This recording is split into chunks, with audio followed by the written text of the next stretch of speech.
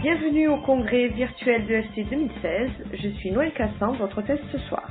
Avant de commencer, je voudrais vous avertir qu'en écoutant cette conférence ou son enregistrement, vous acceptez d'être responsable de votre bien-être personnel. L'EFT est un outil à la fois simple et très puissant, dont les résultats varient naturellement d'une personne à l'autre. Les témoignages avancés lors de cette conférence ne constituent pas une garantie que vous aurez les mêmes résultats pour vous. Consultez toujours votre médecin traitant ou spécialiste en cas de problème médical dans son domaine de compétence.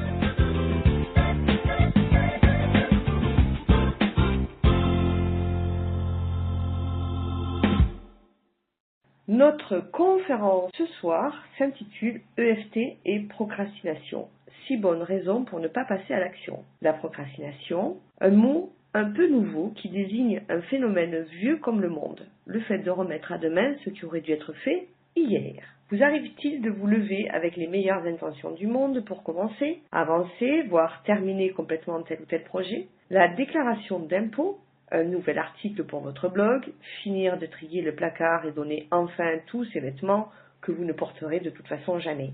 Mais la journée passe et les imprévus de la vie, plus ou moins prévisibles, font que le soir, vous n'avez pas arrêté et pourtant tout reste à faire. Au lieu de sombrer dans la culpabilité ou le découragement, écoutez plutôt notre conférencière ce soir. Elle est réalisatrice en développement personnel et professionnel et en accompagnant ses clients, elle a pu constater que la procrastination n'est jamais un problème en soi, mais plutôt un symptôme de quelque chose qui se joue sur un plan plus profond. Afin d'aider ses clients, et aussi pour améliorer ses propres tendances à la procrastination, elle a identifié ce qui se cache derrière cet obstacle à la réussite et c'est ce qu'elle va partager avec nous ce soir. Vous la connaissez maintenant, c'est elle qui est à l'origine de ce merveilleux congrès virtuel UFT. Et même si on ne la présente plus, c'est une grande joie pour moi de vous présenter Maria Hanel, qui est avec moi maintenant. Bonsoir Maria. Bonsoir Noël. Merci pour cette présentation. C'est à chaque fois un bonheur renouvelé de faire ces conférences lors du congrès virtuel EFT. Alors Maria, pourquoi cette conférence sur la procrastination? Alors, comme tu as dit, je suis moi-même ce qu'on peut appeler une pro de la procrastination. Effectivement, j'ai eu ces tendances et je ne veux pas dire que je sois totalement guérie, mais on peut pas le dire. J'ai trouvé des clés. Mais c'est aussi un problème très courant que je rencontre avec mes clients et on me demande souvent, aussi dans des événements, pas forcément mes clients, qu'est-ce qu'on peut faire avec l'EFT contre ça, Maria? Qu'est-ce que je peux utiliser comme phrase pour vaincre cette procrastination qui m'empêche de réussir, d'accomplir tel ou tel projet? Alors, voilà, je me suis dit que c'était un bon sujet et qu'il faut en parler. Alors, la fausse bonne idée, comme disent mes enfants, que j'ai beaucoup essayé, c'est de me mettre la pression. Longtemps, j'ai pensé que si seulement j'arrive à me discipliner, si seulement j'arrive à me mettre la pression un peu plus, je vais y arriver. Et en fait, à force d'essayer, je peux vous le dire, j'ai testé pour vous, ça ne marche pas. Bon, pour vraiment en être sûr, de temps en temps, j'essaye de nouveau, juste pour vérifier. Mais ce que j'ai envie de vous partager avec vous aujourd'hui, c'est d'autres clés. Comment se libérer justement de cette culpabilité que provoque souvent la procrastination. Et toi, Noël, par exemple, est-ce qu'il t'est déjà arrivé d'avoir une to-do list pas douce du tout, longue comme le bras, et le soir, tu te dis, oh là là, mais où est-on passé la journée? Et comment tu te sens dans ces moments-là? Alors, normalement, ça m'est pas peut-être arrivé, ça m'arrive régulièrement, j'ai des to-do list, et puis souvent, à la fin de la journée, ben voilà, il me reste tellement de choses à faire que je me sens pas bien, je me sens avec énormément de pression, de la culpabilité, effectivement, je me sens impuissante parfois, je me dis mais j'y arriverai jamais, du découragement. Oui, c'est ce qu'on me rapporte souvent, c'est cette culpabilité, cette honte aussi, et peut-être la tendance à se comparer à d'autres, à se dire ouais mais ça a l'air tellement facile pour un tel ou une telle, eux ils arrivent à accomplir tant de choses, et je pense que ça rejoint aussi une certaine illusion de toute puissance. Tu en avais parlé dans ta conférence sur la culpabilité, je crois que c'était pendant le congrès 2014. Oui, la culpabilité et la toute-puissance, oui. Oui, la culpabilité qui est en fait générée par cette illusion de penser que c'est à moi de tout faire et je suis en réalité capable de tout faire si seulement patati patata, ces obstacles n'étaient pas là. Donc, la tendance première à noter, c'est que lutter contre la procrastination elle-même, ça ne sert à rien en réalité, parce que la procrastination n'est pas le vrai problème. La procrastination n'est qu'une manifestation d'autre chose et en réalité, elle est là pour vous protéger de quelque chose. Et à un moment donné dans votre vie, peut-être dans la prime enfance, c'est souvent là que ça s'installe, hein, cette procrastination, cette façon de remettre à plus tard, ça a été la meilleure stratégie que vous puissiez trouver sur le moment. Alors, bravo vous et merci à la procrastination. Mais maintenant, dans votre vie d'adulte, dans votre vie active, peut-être qu'il y a une autre stratégie qui serait plus productive. La procrastination, c'est le fait de remettre à demain ce qui pourrait être fait tout de suite. Et c'est vrai que quand on a cette façon de penser, ne pas y arriver nous fait ressentir beaucoup de culpabilité. Et c'est vrai que ça ne fait pas avancer tellement les choses, sauf de rajouter de la pression à la pression. Mais en même temps, il y a tellement à faire, et surtout quand on est à notre compte, ou en profession libérale, ou en auto-entrepreneur, Maria. Enfin, en auto-entrepreneur, pas forcément, mais en tout cas... Oui, quand on est ce qu'on appelle un entrepreneur de cœur, quelqu'un qui veut vivre de sa passion, qui veut faire du bien aussi dans le monde, faire une différence. C'est vrai, on a beaucoup de casquettes à porter, on en a parlé dans d'autres conférences.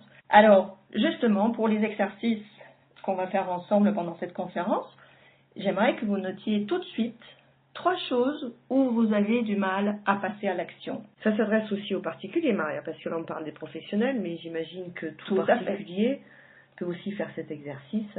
Tout à fait. Tu as mentionné en introduction un élément sur lequel beaucoup de Français, en tout cas, sont en train de procrastiner avec brio en ce moment, la déclaration d'impôt. Oui, ou le rangement des placards. Oui, aussi.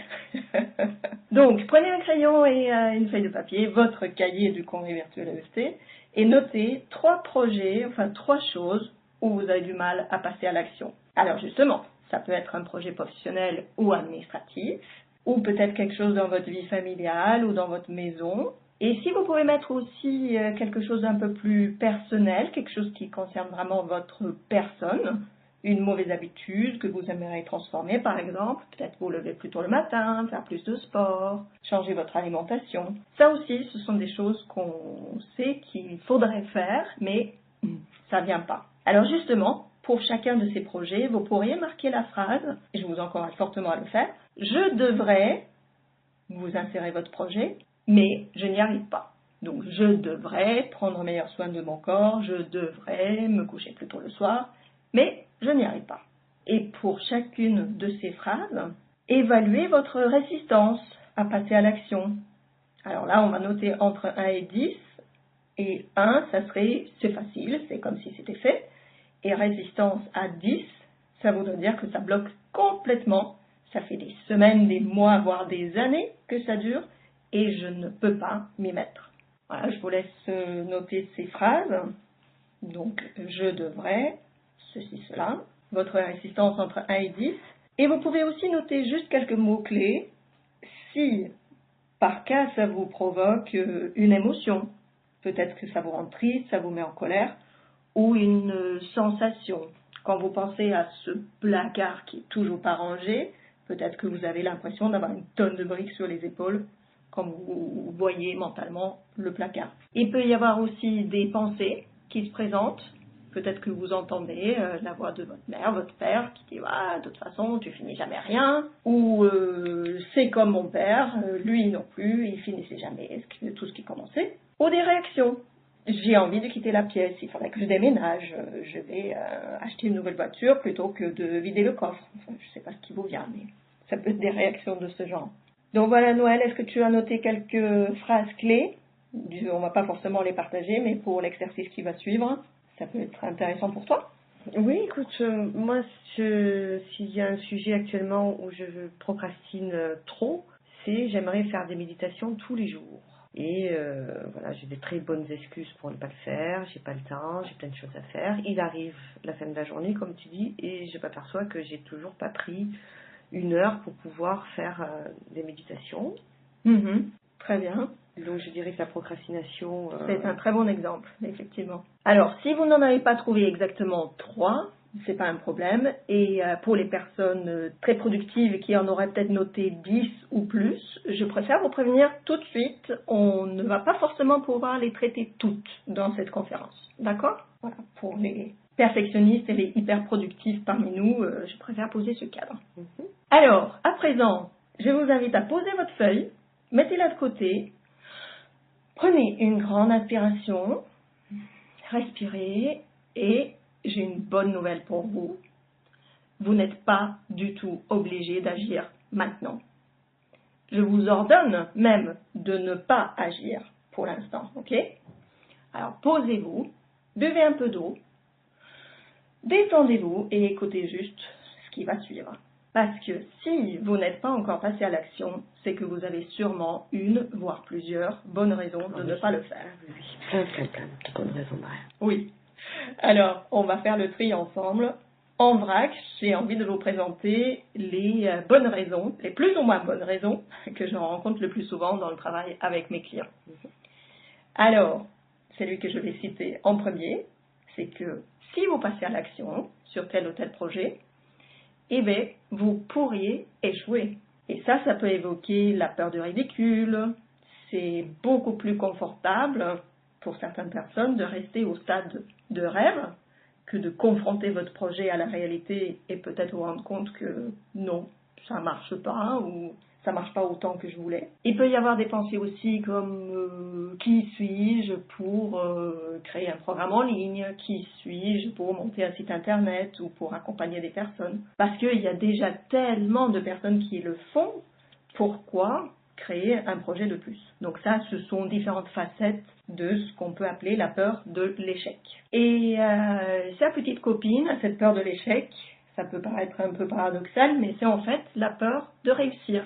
Et oui, ça fait bizarre. Bien sûr que vous voulez réussir et vous avez l'ambition d'accomplir ce projet et ça ne peut pas vous faire peur. Au contraire, ça vous fait envie. Mais à regarder de plus près, si ce n'est pas déjà fait, c'est peut-être qu'une partie de vous n'a pas si envie que ça, en réalité. Ce n'est pas le cas de tout le monde, mais c'est bien plus courant qu'on ne pense. Alors, soyez juste ouverts à cette idée. Et si une partie de moi avait peur de réussir ce projet? Si vous vous projetez dans la réussite, réfléchissez, est-ce que tout le monde autour de vous va vraiment être complètement heureux? Et si vous réussissez, peut-être que vous pourriez gagner beaucoup d'argent. Et ce n'est pas forcément chose aisée pour tout le monde. Et je vous conseille vivement d'écouter la conférence de Caroline Dubois qui traitera de l'âme de l'argent, pour faire la paix avec l'argent. Et au fond de nous, il y a souvent une peur archaïque qui nous vient de la nuit des temps, du temps des grottes, quand on vivait dans des clans. Parce que si on fait quelque chose qui ne plaît pas à nos concitoyens, à notre famille, à notre tribu, en fait, on pourrait être renié par le clan, exclu. Et à l'époque, être exclu du clan, la plupart du temps, ça voulait dire la mort. Ça voulait dire mourir, oui. Et même si aujourd'hui, ne plus être invité le dimanche soir chez vos parents, c'est peut-être pas la mort, mais c'est quand même quelque chose qui peut nous sembler grave.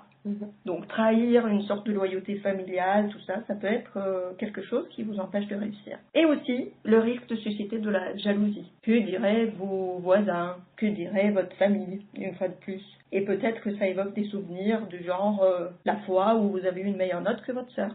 Alors que normalement, c'était toujours elle la star. Nos meilleurs amis aussi. Si j'ai réussi, mon meilleur ami qui lui est tout le temps dans la galère. Ou tout le temps dans la galère, peut-être que ça va me séparer de lui. Oui, tout à fait. Il peut y avoir des choses plus ou moins enfouies de ce côté-là. Et qu'est-ce que tu dirais, Noël, de faire tout de suite un tapping pour faire un peu l'inventaire de ces deux peurs? Peur d'échouer, peur de réussir? Oui, bien sûr. Et j'ai envie de les mettre un peu pêle-mêle ensemble parce qu'en fait, ce sont deux facettes de la même médaille. D'accord. Et manque de bol, on peut très bien les cumuler. Oui, on peut avoir les deux en même temps. Donc en regardant les phrases que vous aviez notées tout à l'heure, est-ce qu'il y a un de vos projets qui serait particulièrement concerné par soit la peur d'échouer, soit la peur de réussir, soit les deux? Et si vous pouvez le noter, entre 1 et 10, ma peur d'échouer pour tel ou tel projet, entre 1 et 10, donc 10 c'est peur maximale, hein, et 0 ça serait le but, il n'y a plus de peur du tout, et du coup ça devient facile. Et même chose pour la peur de réussir. C'est pas évident, je pense au sujet que je prends qui est j'aimerais faire des méditations tous les jours, Comme ça, à première vue, je me dis ça n'a pas beaucoup de lien avec la peur d'échouer et la peur de réussir, mais en réfléchissant un peu plus avant, je m'aperçois que ces méditations, si j'arrive à les faire, mon objectif c'est de changer un peu mon état interne, donc de changer aussi mon caractère, de m'amener vers plus de réussite, et en cherchant vraiment ce qu'il y a derrière ce qui semble être la première surface, en allant dans les couches, peut-être qu'il y a derrière une peur d'échouer, une peur de réussir. Oui. Elle n'est pas évidente comme ça au premier abord, mais c'est possible. Voilà, donc merci à toi de donner l'exemple. Soyez juste ouverts à cette idée. Peut-être qu'il y a une peur derrière ça. Tu vois, je me dis, si mon objectif c'est de ranger mon garage, la peur d'échouer, la peur de réussir n'est pas évidente, mais peut-être qu'il y a quelque chose comme ça derrière aussi. La peur de devenir quelqu'un de meilleur, ou de plus ordonné, de changer de caractère, de changer un peu sa personnalité, si on arrivait enfin à ranger ce garage qui est si en bazar de 15 ans. Oui, ça peut aller jusqu'à l'identité, en effet. Donc même si on voit pas trop la peur d'échouer, la peur de réussir dans certaines procrastinations, on peut dire que c'est bon de faire l'exercice quand même. Absolument. Faites le tapping avec nous et vous serez peut-être surpris de voir ce qui se passe, en effet. Alors, gardez votre feuille à portée de main, mais je vous conseille à prendre des notes seulement s'il y a des souvenirs ou des prises de conscience qui se présentent. N'essayez pas de noter toutes les phrases, vous pourrez les retrouver facilement avec la réécoute ou plus tard dans la boutique. C'est bon pour toi, Noël? C'est parfait. Allez, c'est parti. Point karaté. Même si j'ai peur de me mettre en route pour ce projet. Même si j'ai peur de me mettre en route pour ce projet. Aujourd'hui, je choisis de respirer. Aujourd'hui, je choisis de respirer. Et je m'accepte là où j'en suis. Et je m'accepte là où j'en suis. Même si j'ai peur d'échouer. Même si j'ai peur d'échouer. Et plutôt que de me casser la figure en essayant. Et plutôt que de me casser la figure en essayant. Je préfère rester sur mon canapé à ne rien faire. Je préfère rester sur mon canapé à ne rien faire. Je me félicite aujourd'hui de regarder mes peurs en face. Je me félicite de regarder aujourd'hui mes peurs en face. Et quoi qu'il arrive, je m'accepte tel que je suis. Et quoi qu'il arrive, je m'accepte tel que je suis. Même si avec ma tête, je veux réussir. Même si avec ma tête, je veux réussir. Je m'ouvre à la possibilité. Je m'ouvre à la possibilité que certaines parties de moi ont peur d'accomplir ce projet. Que certaines parties de moi ont peur d'accomplir ce projet. Et du coup, elles freinent des cas de fer. Et du coup, elles freinent des cas de fer. Pour me protéger. Pour me protéger. Et c'est ok. Je leur dis merci. Et c'est ok, je leur dis merci. Au sommet de la tête, cette peur d'échouer. Cette peur d'échouer. Début du sourcil, cette peur de réussir. Cette peur de réussir. Coin de l'œil. Toutes ces peurs qui s'affrontent à l'intérieur de moi. Toutes ces peurs qui s'affrontent à l'intérieur de moi. Sous l'œil. Oh là là, c'est le souk, c'est fatigant. Oh là là, c'est le souk, c'est fatigant. Sous le nez. Pas étonnant que je ne passe pas à l'action. Pas étonnant que je ne passe pas à l'action. Creux du menton. Toute mon énergie est mobilisée à avoir peur. Toute mon énergie est mobilisée à avoir peur. Sous la clavicule. Toutes ces peurs. Toutes ces peurs. Sous l'aisselle, toutes ces résistances. Toutes ces résistances. Sous le sein, toutes ces croyances. Toutes ces croyances. Et là, on va énumérer ensemble des croyances. Alors, pareil, dites-les en vrac et regardez ce qui se passe. Sommet de la tête, je manque de compétences. Je manque de compétences. Début du sourcil, je crains les démarches administratives. Je crains les démarches administratives. Coin de l'œil, je n'ai pas assez d'argent pour avancer. Je n'ai pas assez d'argent pour avancer. Sous l'œil, c'est difficile de réussir pleinement sa vie professionnelle. C'est difficile de réussir pleinement sa vie professionnelle. Et de garder du temps pour soi. Et de garder du temps pour soi. Sous le nez, si je réussis une fois, je vais échouer après et ça sera pire. Si je réussis une fois, je vais échouer après et la situation sera pire. Creux du menton, je ne mérite pas de réussir. Je ne mérite pas de réussir. Clavicule, j'ai peur d'avoir trop de travail. J'ai peur d'avoir trop de travail. Sous l'aisselle, j'ai peur d'être jugé. J'ai peur d'être jugé. Sous le sein, j'ai peur de la jalousie. J'ai peur de la jalousie. Sommet de la tête, je n'ai jamais réussi grand-chose jusqu'ici, alors pourquoi ça marcherait cette fois? Je n'ai jamais réussi grand-chose jusqu'ici, alors pourquoi ça marcherait cette fois? Début du sourcil, j'ai peur d'être trop fatigué. J'ai peur d'être trop fatigué. Coin de l'œil, j'ai peur de ne pas être à la hauteur. J'ai peur de ne pas être à la hauteur. Sous l'œil, je manque de confiance en moi. Je manque de confiance en moi. Sous le nez, je ne fais jamais les bons choix. Je ne fais jamais les bons choix. Creux du menton, Si je prends ma vraie place, je vais sûrement être persécutée. Si je prends ma vraie place, je vais sûrement être persécutée. Sous la clavicule, je dois rester solidaire vis-à-vis de mes parents. Je dois rester solidaire vis-à-vis de mes parents. Et eux, ils n'avaient pas beaucoup d'argent. Et eux, ils n'avaient pas beaucoup d'argent. Sous l'aisselle, je ferais mieux de me contenter de ce que j'ai. Je ferais mieux de me contenter de ce que j'ai. Sous le sein, qui pourrait bien vouloir payer pour ce que j'ai à proposer? Qui pourrait bien vouloir payer pour ce que j'ai à proposer? Sommet de la tête, pour vivre de sa passion, il faut du temps, c'est long. Pour vivre de sa passion, il faut du temps et c'est long. Début du sourcil, je ne peux pas réussir parce que je ne sais pas ce que je veux. Je ne peux pas réussir parce que je ne sais pas ce que je veux. Coin de l'œil, peur de me mettre en avant. Peur de me mettre en avant. Sous l'œil, honte de me montrer. Honte de me montrer. Sous le nez, si je réussis, je pourrais perdre ma tranquillité. Si je réussis, je pourrais perdre ma tranquillité. Creux du menton, je ne peux pas réussir, je n'ai pas de diplôme. Je ne peux pas réussir, je n'ai pas de diplôme. Clavicule, je ne maîtrise pas assez les nouvelles technologies. Je ne maîtrise pas assez les nouvelles technologies. Sous l'aisselle, il faut que je trouve le projet parfait. Il faut que je trouve le projet parfait.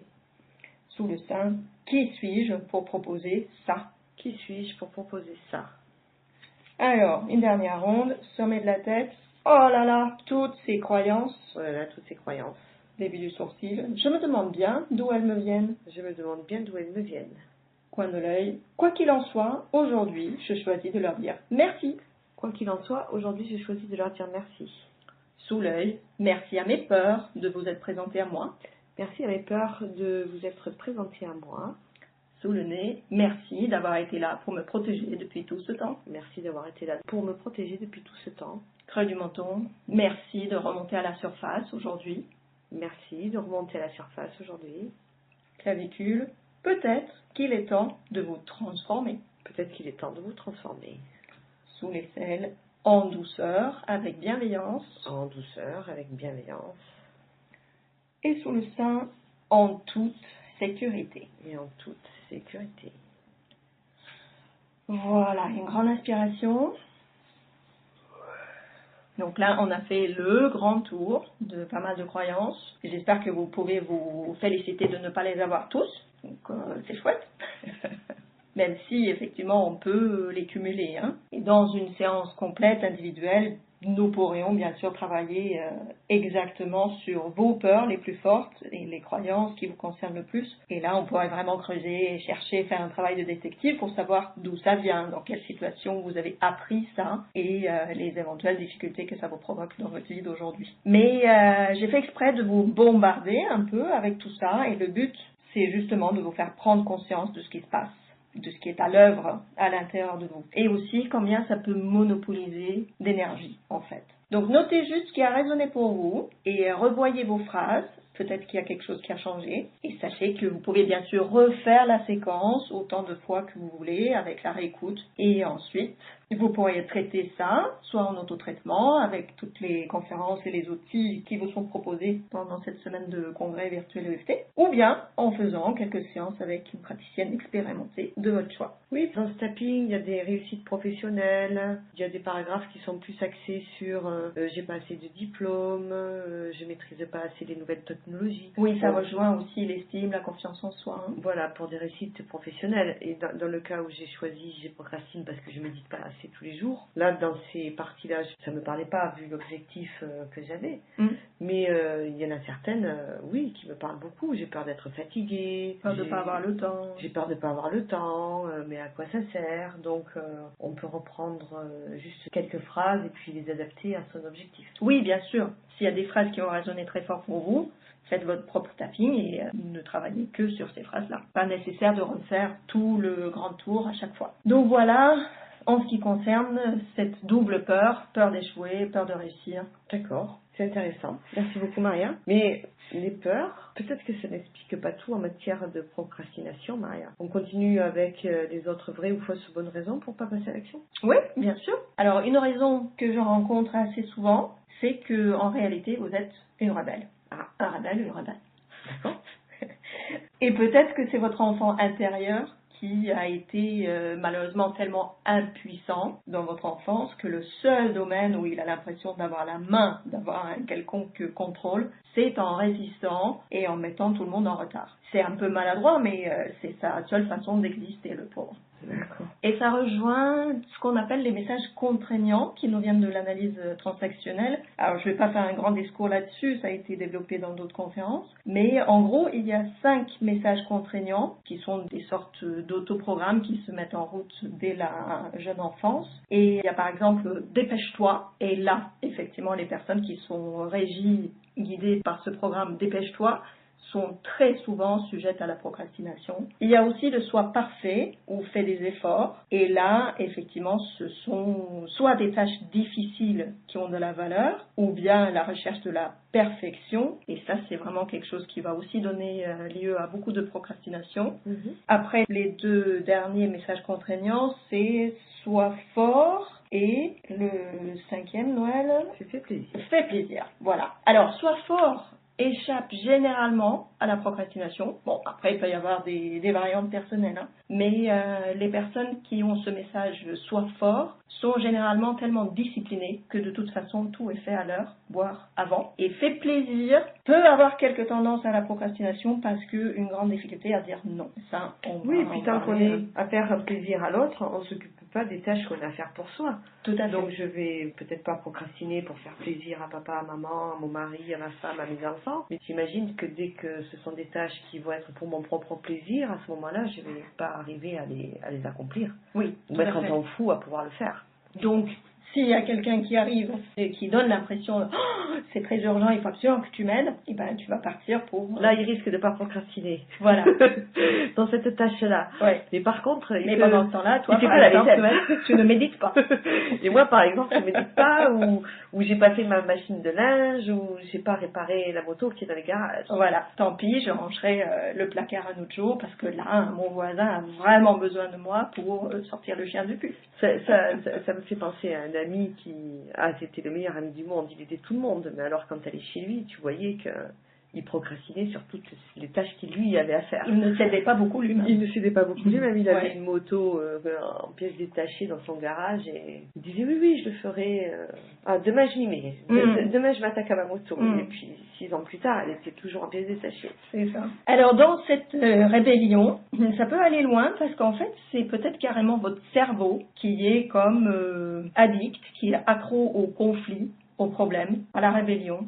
Et en ce moment, je suis en train d'étudier les travaux passionnants du docteur Daniel Amen. Et c'est un pédopsychiatre américain qui a effectué des milliers de scans de cerveau. Et ça a mis en évidence, il a pu cartographier certains troubles psychologiques comme la dépression, les dépendances et l'hyperactivité. Et ce qui apparaît dans ces travaux, c'est que certains cas de troubles de déficit d'attention, qu'on appelle ADD en anglais, TDA en français, ces études semblent indiquer que le cortex préfrontal, et c'est le centre dans notre cerveau qui s'occupe du raisonnement intellectuel, pour simplifier, et ben ce cortex préfrontal, il manque de stimulation chez certaines personnes, à tel point qu'il va se mettre à provoquer toutes sortes de schémas d'autosabotage, dont la procrastination.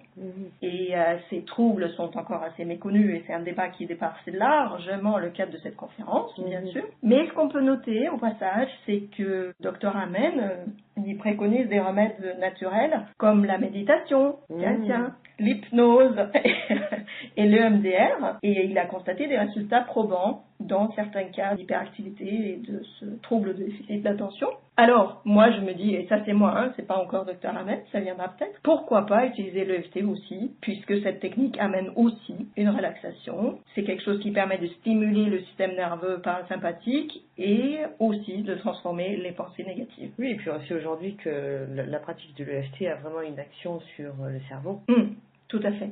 Sur le fonctionnement du cerveau. Oui, et il y a de plus en plus d'études qui le prouvent, exactement. Donc voilà, la troisième bonne raison de ne pas passer à l'étape de l'action, c'est cette rébellion. Et là, on peut imaginer votre enfant intérieur qui croise les bras, qui freine, qui plante les talons dans le sol et qui dit « Non, j'ai pas envie et tu peux pas me forcer. » Non. Ouais. Et là, bien sûr, avec l'EFT, on peut aller négocier avec lui, peut-être lui faire comprendre quel serait l'intérêt, malgré tout, de le faire. Et un quatrième point, c'est la pensée qui vous manque des informations, des ressources, des connaissances. Ah oui, je sais pas faire. Je fais pas ma feuille d'impôt parce que je sais pas la faire. Voilà, j'ai pas la compétence. Il me manque des informations. D'accord. Ou je ne m'installe pas en tant que sophrologue ou relaxologue ou hypnothérapeute parce qu'il me manque un module de la formation. Ou je ne mets pas encore en place mon site internet parce que j'ai pas trouvé le nom absolument parfait. Donc le fait de penser que si seulement j'avais telle ou telle information, alors je pourrais m'y mettre. Et ben c'est souvent un indicateur du syndrome de l'imposteur, ou tout simplement un manque d'estime et de confiance en vous, et aussi confiance en ce que vous pourriez accomplir dans le monde. Et voilà, tout à l'heure on a eu la conférence de Steve Doupeux là-dessus, donc j'espère que le syndrome de l'imposteur n'a plus de secret pour vous, mais en tout cas c'est clair qu'avec l'EFT on peut traiter des choses. Ce qui n'empêche pas de faire des formations et de continuer votre formation professionnelle. Bien sûr, on peut toujours ajouter des outils et des méthodes. Mais si c'est quelque chose qui vous bloque, si vous avez tendance à penser « Ah, quand seulement j'aurais passé le niveau 27 de ma formation professionnelle, là, je serais prête Oui. », il y a probablement un petit souci. Je rencontre de temps en temps dans mes formations, ce sont des gens qui ont fait énormément de formations, mais ils font une formation de plus avant de s'installer. Ça fait 5 ou 6 ans qu'ils étudient la sophrologie, qu'ils étudient tout un tas de choses, et il leur semble qu'ils sont encore complètement incompétents pour s'ouvrir à la clientèle. Oui, et pas seulement dans nos domaines, on connaît aussi tous quelqu'un qui a un bac plus 22, qui fait formation sur formation à l'université, dans des grandes écoles, mais qui ne trouve pas sa place dans la vie professionnelle. Parce que ce n'est jamais assez, c'est perpétuel étudiant. Tu dirais que ça rejoint l'estime de soi, la confiance en soi? Oui, je pense. C'est un manque de confiance en ce qu'on peut faire. En ses capacités. Oui.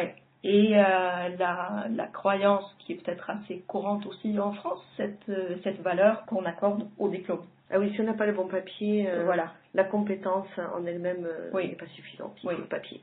Et bien sûr, n'allez pas vous installer en tant que chirurgien si vous n'avez pas fait l'école de médecine. Évidemment, évidemment. Même en faisant beaucoup de FT, ça ne donnera pas de bons résultats. Je vous le déconseille fortement. Mais faites la part des choses. Et si c'est cette croyance que si j'ai pas tel ou tel diplôme, telle ou telle compétence, j'ai pas le droit. Là, on peut avoir un diplôme et pas la compétence. On peut avoir la compétence et pas le diplôme. Tout à fait. Et voilà, il y a peut-être un juste équilibre à trouver entre les deux. Avoir les bons diplômes, évidemment. On ne s'installe pas comptable si on n'a pas un diplôme d'expert comptable. Ou on ne s'installe pas de notaire si on n'a pas son diplôme de notaire. Oui, mais si vous êtes dans cette boucle interminable de formation sur stage, sur pratique, sur programme en ligne, peut-être que vous avez des choses à chercher de ce côté-là. Et puis un autre point qui peut ressembler un peu, c'est que ce n'est pas le bon moment. C'est pas encore le moment de passer à l'action. Alors là-dedans aussi, il y a du vrai et du faux, parce que voilà, on peut penser que c'est de la procrastination, mais parfois, en réalité, c'est de la gestation. Oui. Donc ça, je dirais que ça peut être une vraie bonne raison de ne pas passer à l'action. Oui, auquel cas, ce n'est pas de la procrastination réellement. Exactement. C'est on attend que le projet mûrisse et... Oui. Je comprends.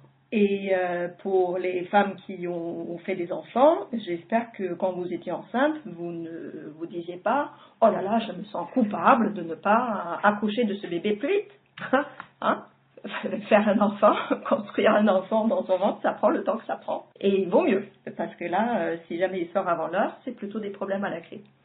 Donc, réfléchissez, est-ce que votre projet est vraiment mûr? Est-ce que tout est vraiment en place?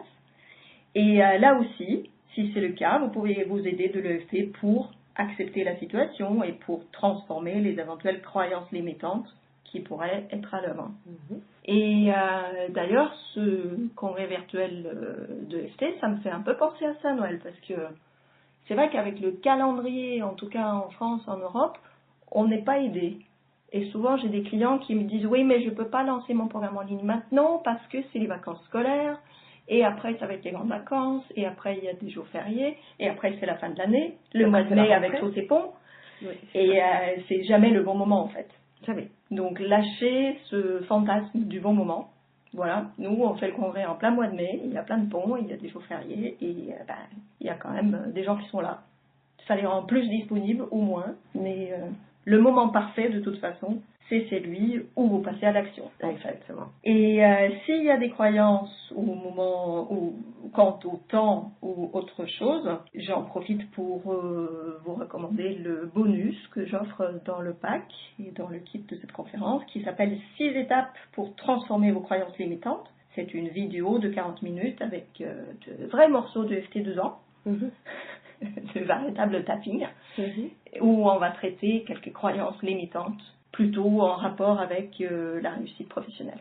D'accord. Et on en arrive au 6e point, la 6e bonne raison de ne pas passer à l'action, c'est que peut-être que ce n'est pas à vous de le faire.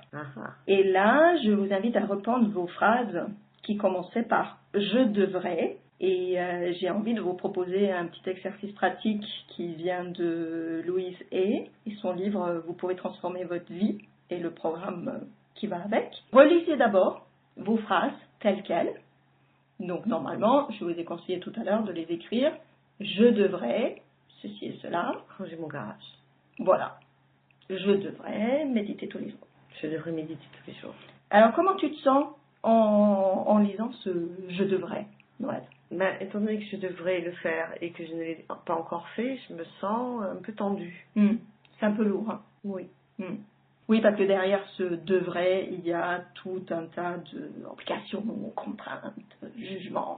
Je devrais, je ferais mieux de sinon. Voilà, ça nous vient aussi de notre culture judéo-chrétienne avec toutes les culpabilités qui s'en suivent. Alors, prends ton crayon, Noël, et tu vas barrer ce je devrais. Et à la place, je t'invite à écrire si je le voulais vraiment, je pourrais. Si je le voulais vraiment, je pourrais méditer tous les jours. Et là, est-ce que ça te plaît mieux? Je suis en train de prendre conscience que si je voulais vraiment, je pourrais le faire. Donc c'est peut-être que quelque part, ou une part de moi ne le veut pas vraiment. Oui, c'est ça. C'est ça que tu dis, Marie. C'est un peu ça. Ça fait partie des prises de conscience qui peuvent sortir de cet exercice.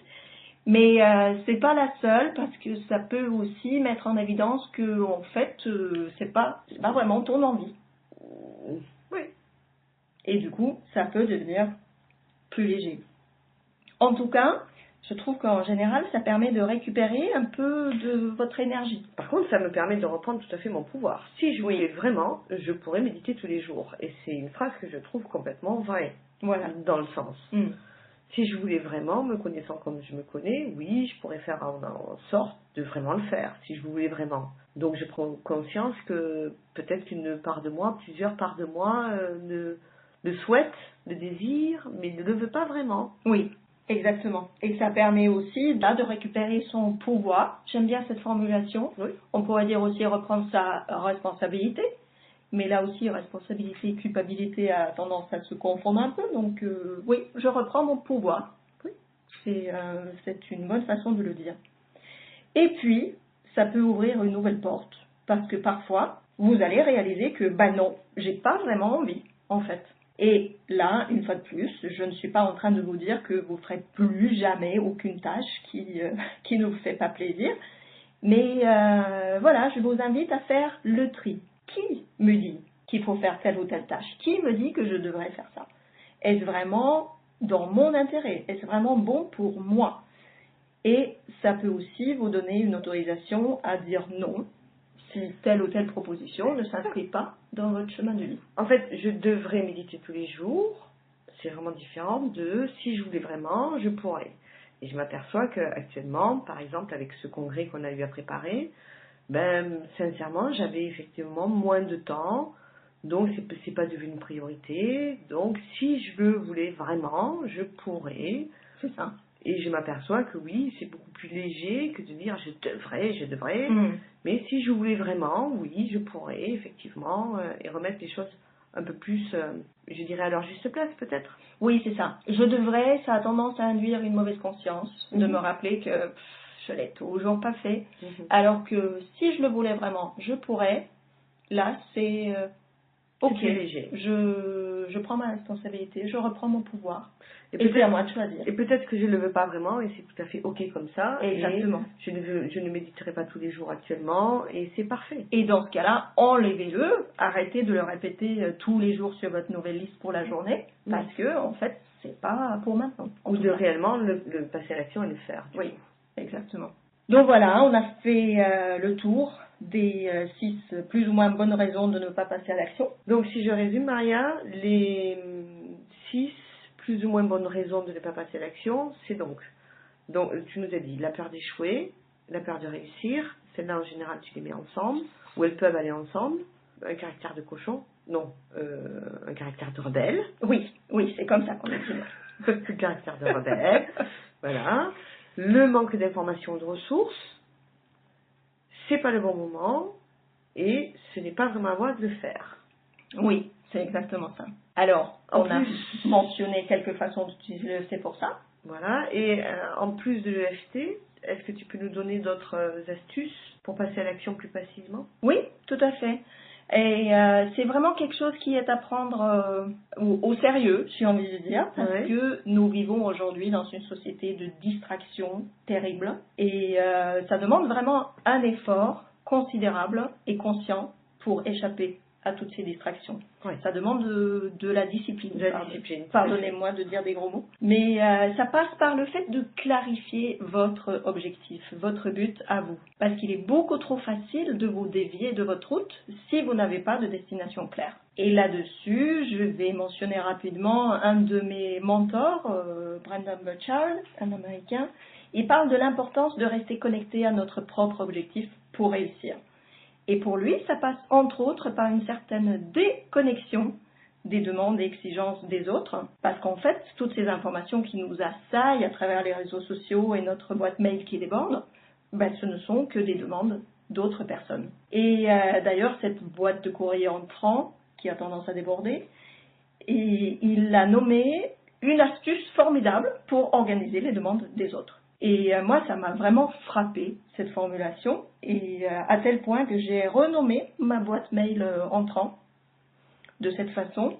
Et depuis, chaque fois que j'y vais pour vérifier, est-ce que quelqu'un m'a écrit, est-ce qu'il se passe quelque chose, quelles sont les infos du jour, et je vois au passage que ce ne sont qu'une organisation astucieuse des demandes des autres personnes, et ça m'aide à y consacrer un peu moins de temps et d'énergie.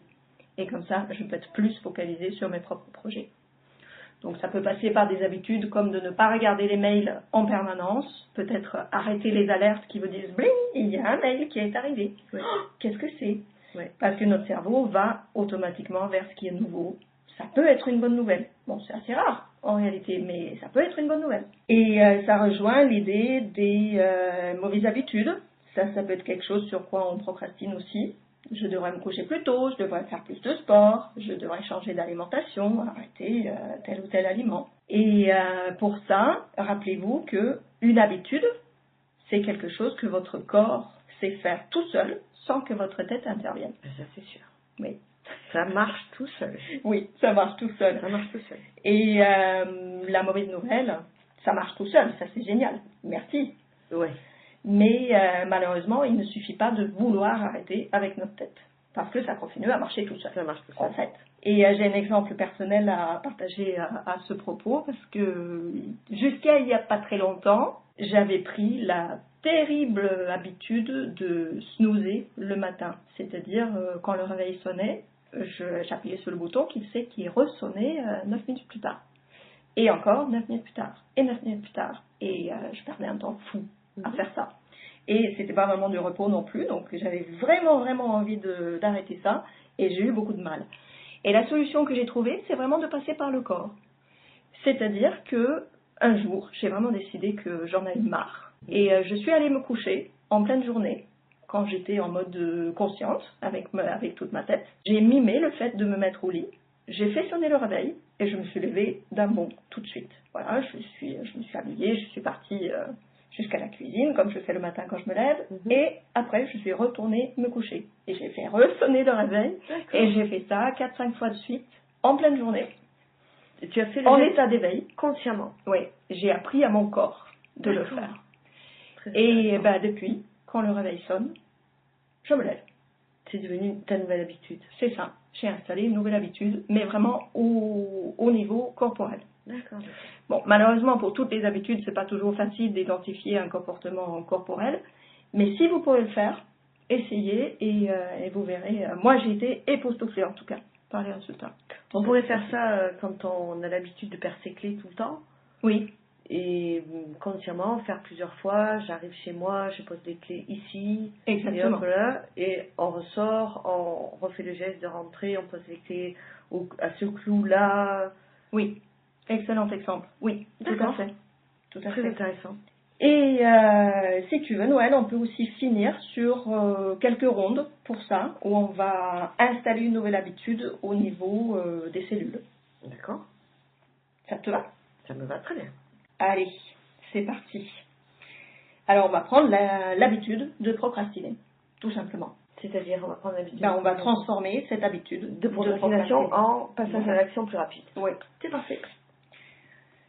Alors, sur le point karaté, même si j'ai pris cette habitude de procrastiner, Même si j'ai pris l'habitude de procrastiner, aujourd'hui, je choisis de respirer aujourd'hui je choisis de respirer et je m'accepte là où j'en suis. et je m'accepte là où j'en suis.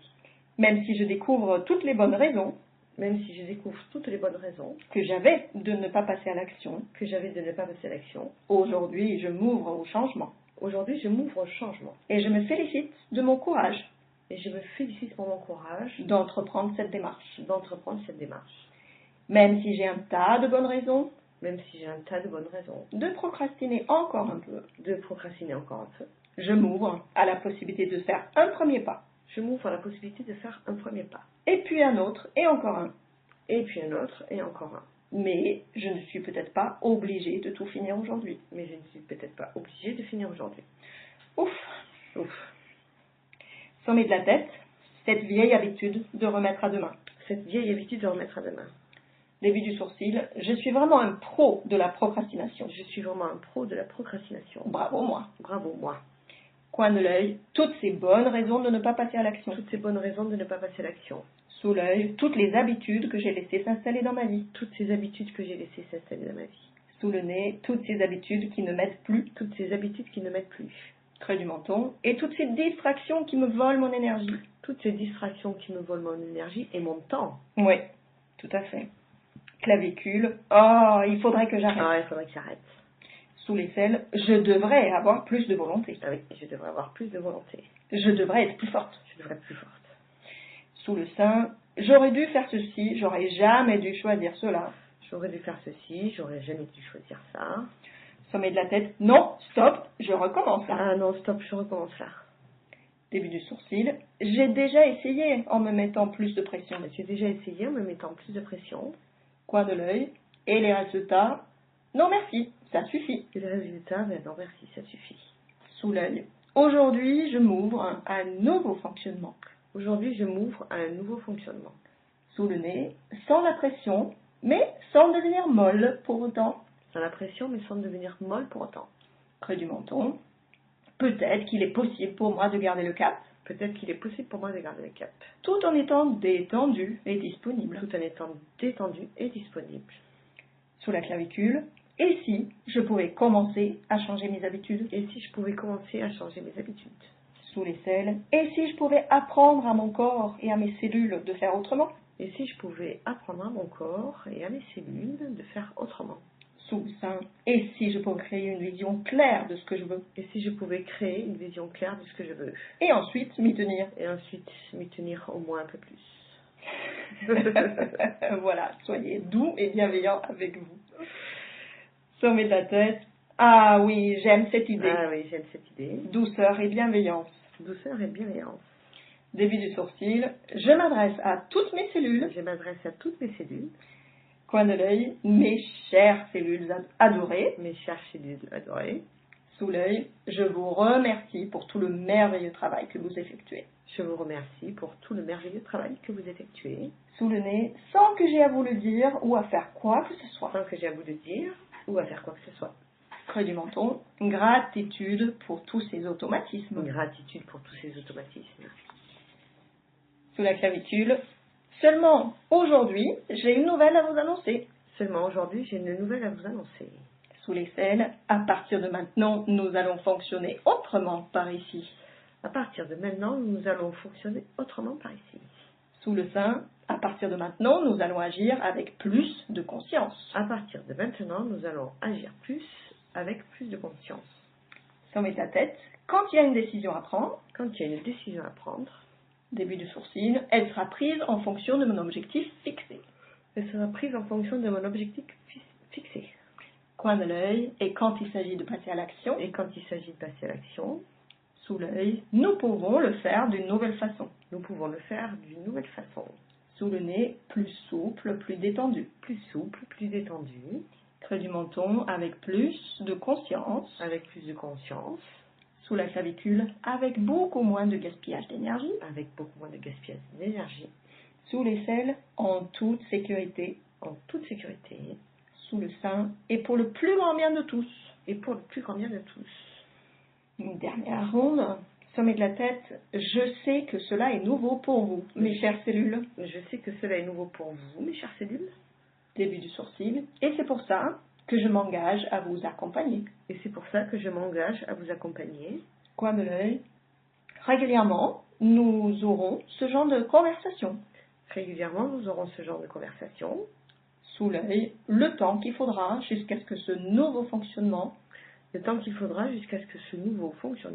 devienne complètement naturel.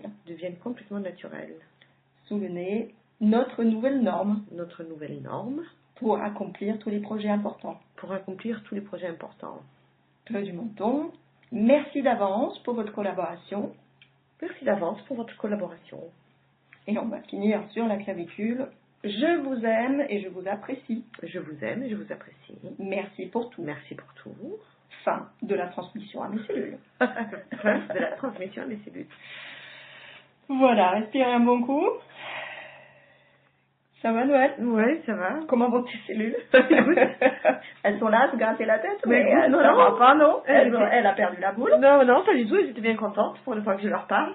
De cette façon-là, en tout cas, c'est très intéressant de s'adresser comme ça, de se parler à soi-même en conscience et tout en tapotant.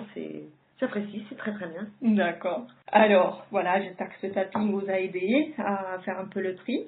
Et c'est comme ça qu'on peut aussi installer de nouvelles habitudes au niveau corporel. Alors, un dernier point, une dernière solution qui peut plaire à certains, c'est ce que j'appelle la procrastination productive. Vous savez, c'est quand vous avez un projet à rendre après-demain et bizarrement, c'est là, enfin, le moment idéal pour dégivrer le congélateur, ce qui était resté en bas de votre liste de choses à faire depuis des semaines. Et dans ce cas-là, plutôt que de culpabiliser une fois de plus sur ce que vous auriez dû faire, célébrez votre réussite. Je sais pas, prenez une photo de congélateur tout propre, postez sur Facebook. Et demain, essayez de vous mettre un objectif encore plus rebutant que ce projet que vous devez rendre. Et qui sait, peut-être qu'il deviendra facile, voire amusant. C'est possible, Maria. C'est possible. Des fois, on peut ruser comme ça, passer sous le radar de notre cerveau, plus ou moins tordu. Et pour certaines personnes, ça peut fonctionner. Écoute, Maria, je regarde l'heure qui tourne. Je te remercie beaucoup. Ça fait vraiment beaucoup de pistes possibles pour les procrastinateurs, qu'ils soient professionnels ou pas. Et je crois qu'il vaut mieux qu'on s'arrête là pour ce soir. Sinon, les auditeurs risqueraient de se trouver complètement submergés par toutes ces idées. Et ça risquerait même de les empêcher de passer à l'action. Ah, mais ça serait bien dommage. Je vois que le temps est là. Alors, j'ai juste un mot pour la fin. Donc, une fois de plus, j'ai fait exprès de déballer toutes ces solutions. Je ne vous dis pas faites tout et d'ici demain, s'il vous plaît. C'est plutôt à prendre comme un buffet. Donc, picorez, goûtez et choisissez vos plats préférés et surtout ceux qui fonctionnent pour vous. Oui. Et en conclusion, j'aimerais juste faire un clin d'œil à mon ami et mentor Steve Wells, que certains d'entre vous connaissent peut-être. Steve est australien et spécialiste de la psychologie énergétique provocatrice, qu'il enseigne régulièrement en Europe d'ailleurs. Et il dit souvent dans ses séminaires une phrase qui se traduit « Si ça ne peut pas être fait à la dernière minute, ça ne peut pas être fait du tout ». Et je crois que nous en sommes à la toute dernière minute pour ouvrir le chat et répondre aux questions. C'est exactement ça, Maria. Donc c'est ce qu'on va faire parce que c'est encore possible. Donc merci Maria, et puis on va se retrouver dans le chat afin que les auditeurs puissent poser des questions et on se retrouve là-bas. Ouais, super. Allons-y. Je suis curieuse de découvrir tout ce que cela a évoqué. Bon, à tout de suite, Maria. À tout de suite.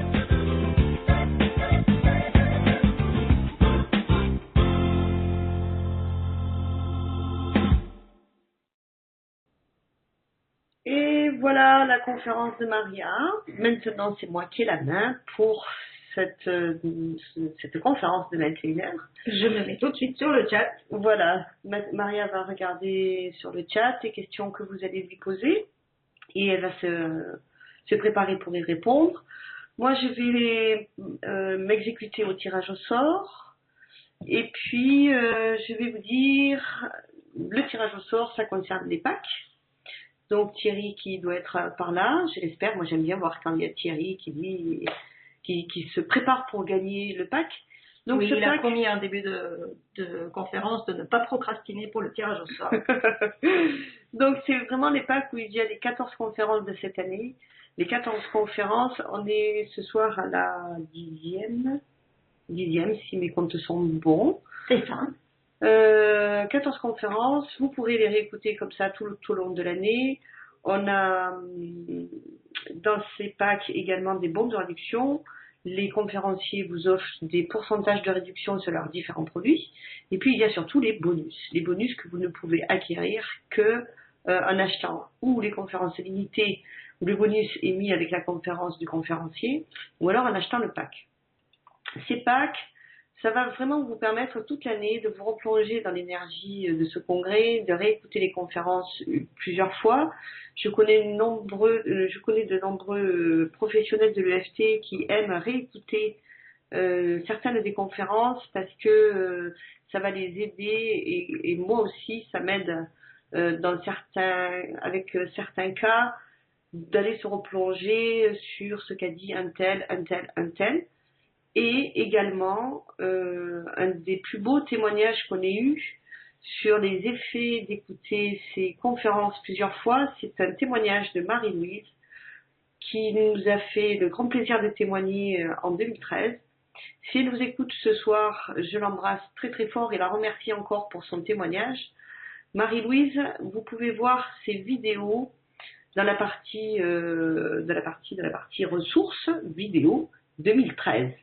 C'est une jeune femme qui était avec d'énormes problèmes physiques. Elle a eu 32 opérations. Elle était avec des cannes pour marcher à l'intérieur de sa maison. Il lui fallait sortir à l'extérieur en fauteuil roulant. Et puis, quelqu'un lui a offert les 3 packs à l'époque.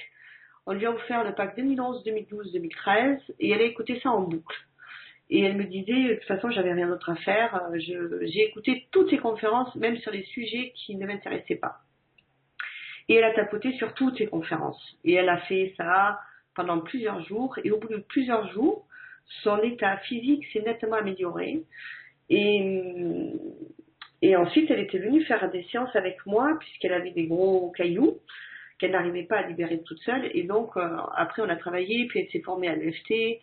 Elle a donné ses cannes et son fauteuil roulant à des associations caritatives et elle a vraiment changé de vie.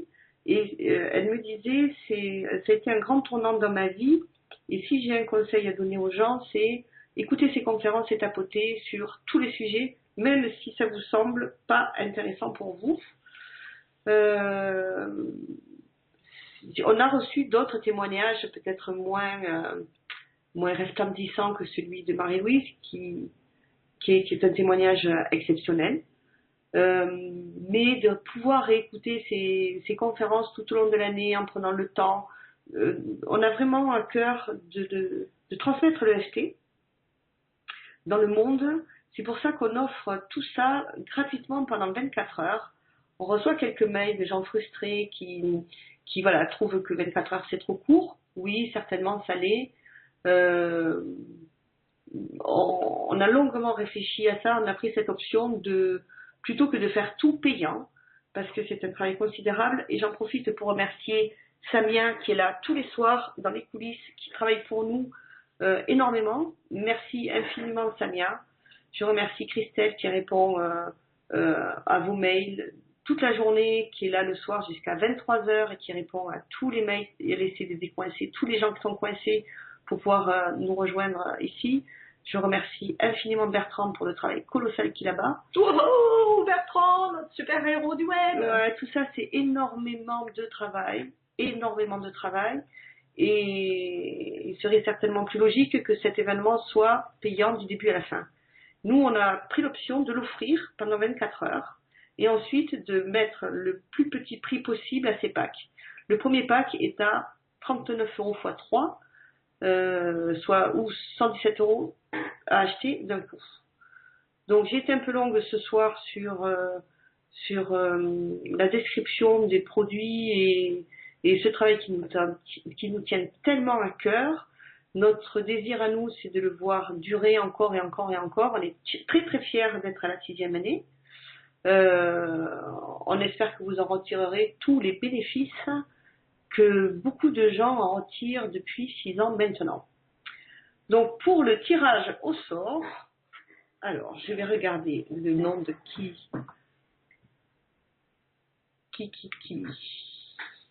a gagné les packs. Donc nous avons un Pascal, c'est un gars. Un Pascal, voilà. Un Pascal. Son adresse email commence par pascal@bbbox.fr. Voilà, Pascal, tu as gagné un pack PDF. Et puis on a une nana, c'est Christine. Christine, et la suite, @gmail.com. Bravo. Et puis Maria, étant donné qu'elle a participé également à l'écriture du petit livre de l'EFT, que je vous conseille vivement, c'est un petit livre qui a été écrit et qui a été édité aux éditions First. Vous le trouverez dans toutes les bonnes librairies, en ligne ou des bonnes librairies dans votre quartier. C'est un petit bouquin qui coûte 2,99 €, qui est formidable. On a été 8 à participer à l'écriture de cet ouvrage. Et donc, on le fait gagner à Amélie. Et son adresse email commence par a.c quelque chose @wanadoo.fr.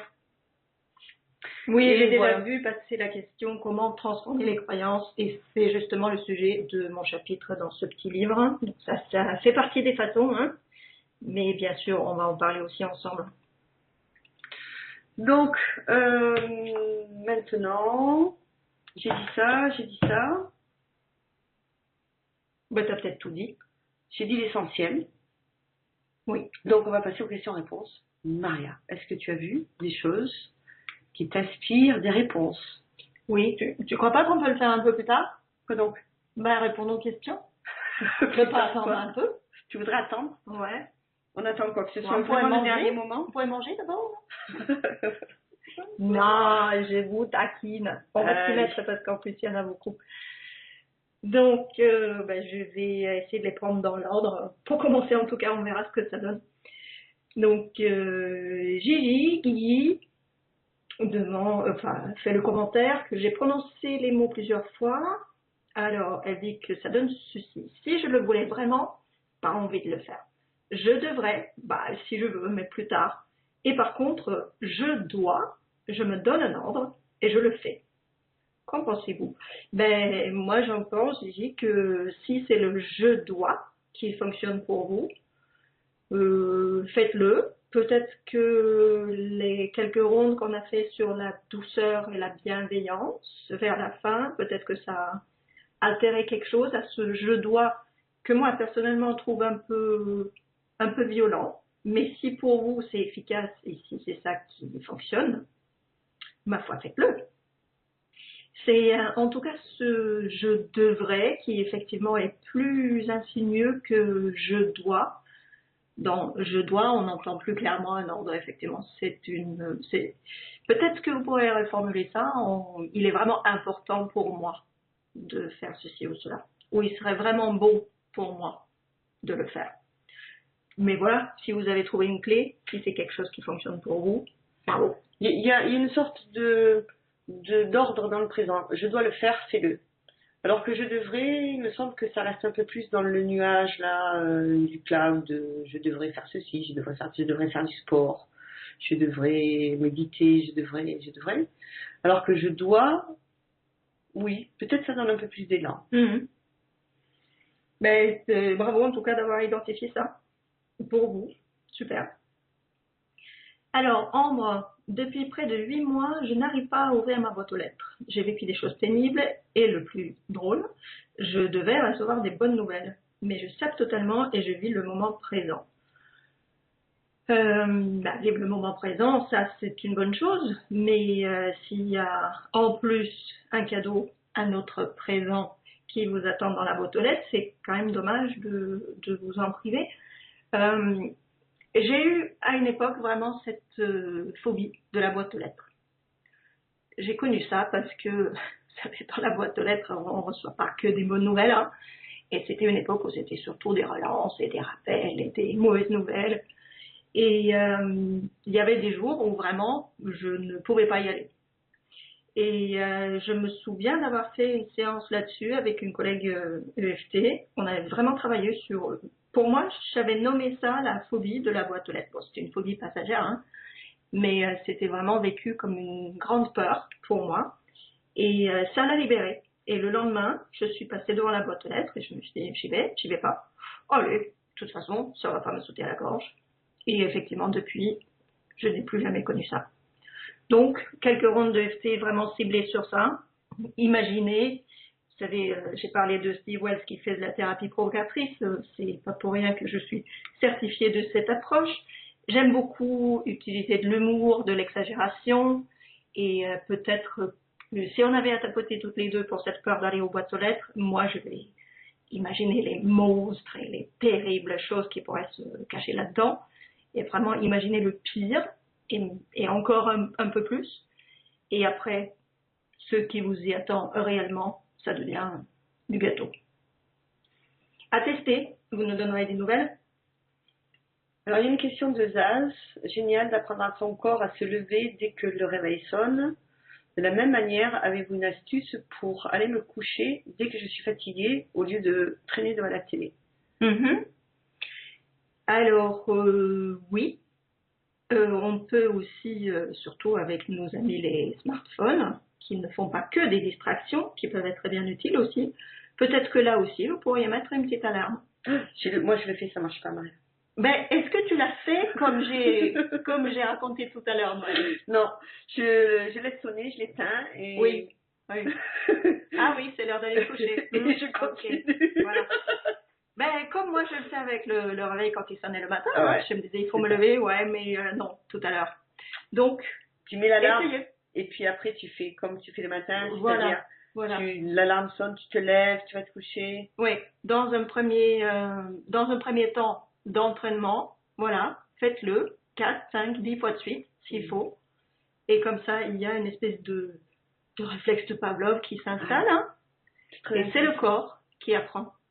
Plus le tapping qu'on a fait, qui aura peut-être fait un effet, influencé vos cellules aussi à ce niveau-là. J'ai une question pour toi, Maria. Est-ce que cet exercice, est-ce qu'il faut le faire à l'heure, est-ce qu'il est important de le faire à l'heure du coucher, par exemple, ou est-ce que je peux faire ça en plein après-midi? C'est-à-dire à 4 heures l'après-midi, je fais comme si c'était le soir, je me fais une sonnerie, je vais me coucher, hop, et puis je fais ça plusieurs fois. Est-ce que l'heure a son incidence? Mais je ne pense pas. Peut-être que l'exercice sera encore plus puissant si vous pouvez le faire vraiment dans des conditions aussi réalistes que possible. Mais pour ma part, bon, c'était l'hiver, donc il fait nuit un peu tout le temps. Mais moi, je l'ai pas fait le matin à l'heure du lever. Je l'ai fait en plein après-midi, je sais plus à quelle heure. Et à partir du lendemain matin, paf, là, le programme était là. D'accord, donc on peut vraiment le faire n'importe quand cet exercice? Oui, je pense. Je n'ai que cette expérience-là, hein, mais en tout cas pour moi, ça n'avait pas d'importance. Il y a une personne qui dit, alors attends, je l'ai perdu, et qui dit que pendant le tapping de tout à l'heure, elle a eu plein de raideurs dans le corps. Oui, et je vois aussi Titi qui dit que ça réveille une sorte d'angoisse. Alors, comme d'habitude, si on ouvre des boîtes noires ou autres, continuez surtout à tapoter pendant ce moment de questions-réponses. Et pour Titi, je lis, elle dit « J'ai justement utilisé cette dernière technique de procrastination productive. Alors que je devrais faire mes papiers, j'ai fini par ranger la cuisine. Quel bonheur, mais malheureusement, ça ne dure pas. Je suis constamment insatisfaite. Que faire ?» Mais justement là, je pense que la procrastination, dans ce cas précis, ça cache plutôt un manque d'estime peut-être et un refus à vous faire du bien, à vous. Et constamment insatisfaite, c'est ce que j'ai souligné tout à l'heure. Quand c'est comme ça, faites plutôt une célébration que youpi, j'ai au moins réussi à ranger la cuisine. Oui, c'est vrai, j'ai pas fait les papiers que je devais faire, mais demain est un autre jour et peut-être que je peux mettre en application certaines de ces pratiques. On vient de faire le tapping ensemble, je pense que vous avez identifié un peu d'où ça vient, Titi, tout ça. Et surtout, beaucoup de douceur et de bienveillance. Alors, pour Titi et pour d'autres, j'ai envie de donner une ordonnance. Tu parles de douceur et tu donnes des ordres. Ouais, c'est comme ça. Oui, mais c'est l'ordonnance douce. Non, ordonnance de douceur. Voilà, faites-vous une liste de choses qui vous font du bien, des petites célébrations du quotidien. De prendre un bain, de passer un coup de fil à une copine à qui vous avez envie de demander des nouvelles depuis un bon moment. Et ça, c'est peut-être quelque chose sur quoi vous procrastinez aussi d'ailleurs. Allez faire un tour, juste un quart d'heure, marcher, prendre l'air, écouter de la musique, faire une danse énergétique, faire quelques rondes de EFT, pourquoi pas. Et vraiment trouver plus de satisfaction. Et quand il y a ces voix qui se réveillent, oui, d'accord, t'as rangé la cuisine, mais t'as pas fait les papiers, et c'est ça que t'avais dit, stop, allez, on arrête. J'ai plus envie de vous entendre, et oui, je suis au courant que j'ai pas fait les papiers, mais je les ferai à un autre moment. Et des tensions, oui, peut-être que ça signifie aussi des résistances, parce que, comme j'ai dit tout à l'heure, ces croyances, cette procrastination, elle est là pour nous protéger, hein. Donc il y a une partie de nous, un petit enfant à l'intérieur de nous peut-être, qui se réveille et qui dit « Oh là là là là, elle va passer à l'action, elle va enfin vraiment mettre en place le régime nécessaire pour retrouver la ligne. » Et ça, on avait dit que c'était dangereux. Il y a ces programmes qui se mettent en route et ça peut, ils vont freiner des cas de fer, hein. Ils vont vraiment tout faire pour vous auto-saboter, pour saboter le projet en cours. Et ça, avec le FT, vous pouvez vraiment travailler là-dessus. Donc, même si je me sens tendue quand je pense à mon projet, ça peut commencer comme ça, hein. Et puis, petit à petit, essayez de voir qu'est-ce qu'il y a derrière. Si besoin est, faites quelques séances avec un praticien pour vraiment mettre à nu ces croyances qui se cachent derrière ça. Merci beaucoup. J'ai une autre question pour toi. Lily04 qui dit se dire je suis trop feignante lorsque je dois faire quelque chose. Est-ce aussi de la procrastination? Et j'ai une autre question qui rejoint ça. C'est Anna qui la pose. J'aimerais savoir le rapport entre la procrastination et la flemme. Mm-hmm. Oui. Alors, trop feignante, selon qui? Qui c'est qui dit que vous êtes trop feignante? Là, moi aussi, j'entends un gros « je devrais ». Qui c'est qui vous a appris que vous êtes feignante? Qu'est-ce que ça signifie d'être feignante? En quoi c'est un problème? Voilà le genre de questions que vous pourrez peut-être poser autour de ce problème. Parce que je suis sûre qu'il y a des moments dans votre vie où vous n'avez pas du tout été feignante. Il y a des projets qui vous tiennent à cœur, sûrement, qui sont très faciles, où vous êtes très efficace. Alors, quels sont les domaines où la flemme ou la fainéantise se présente? Quels sont les domaines où tout est simple, fluide? Essayez d'analyser la situation et faites de l'EFT sur ce qui sort de cette analyse. Concrètement, ça veut dire quoi, Maria? J'ai une petite voix dans ma tête qui me dit je suis trop fainéante. Et du coup, je passe pas à l'action.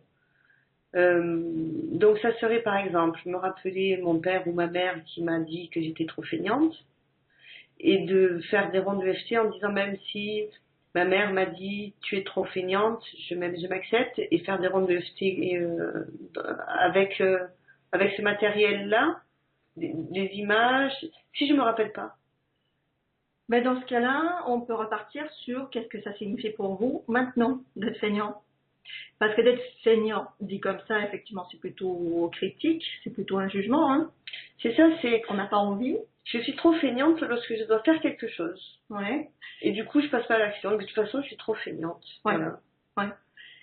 Donc, c'est pas la peine, c'est battu d'avance. Oui. Fait. Ben, l'inverse enfin, une façon positive de formuler ça, ça peut être aussi, je sais prendre du bon temps. Quelqu'un qui, peut-être que certains disent, oh, elle est feignante, elle faut rien. Et peut-être qu'il y en a d'autres qui disent, ah, elle sait vraiment se détendre, hein. Elle sait prendre son temps, elle sait s'occuper d'elle. Donc, est-ce qu'il y aurait un versant positif de cette feignantise? Et sinon, peut-être que ça cache effectivement une peur de passer à l'action. Il y a quelque chose qui bloque. Donc, il faut faire ce petit travail de détective et identifier les phrases à tapoter. Mais oui, on peut partir sur déjà qu'est-ce que ça signifie. Je suis même si je suis feignante, je m'accepte là où j'en suis aujourd'hui. J'ai une autre question pour toi, Maria, qui est vraiment intéressante. Maria, c'est Valérie qui nous pose la question. Maria, dites-moi honnêtement quelle expérience avec des rondes n'a pas fonctionné pour vous.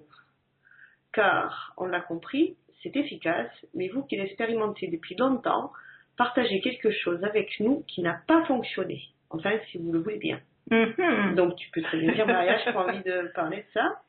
Oui, ben, si, c'est ce que je disais aussi dans la conférence hier soir. C'est vrai que dans les démonstrations, dans ces rondes, ça a l'air toujours de fonctionner pour moi, mais c'était Jamila qui est là aussi ce soir, je crois, qui posait la question hier et qui trouvait ça un peu décourageant parce que pour elle, ça marche pas aussi vite.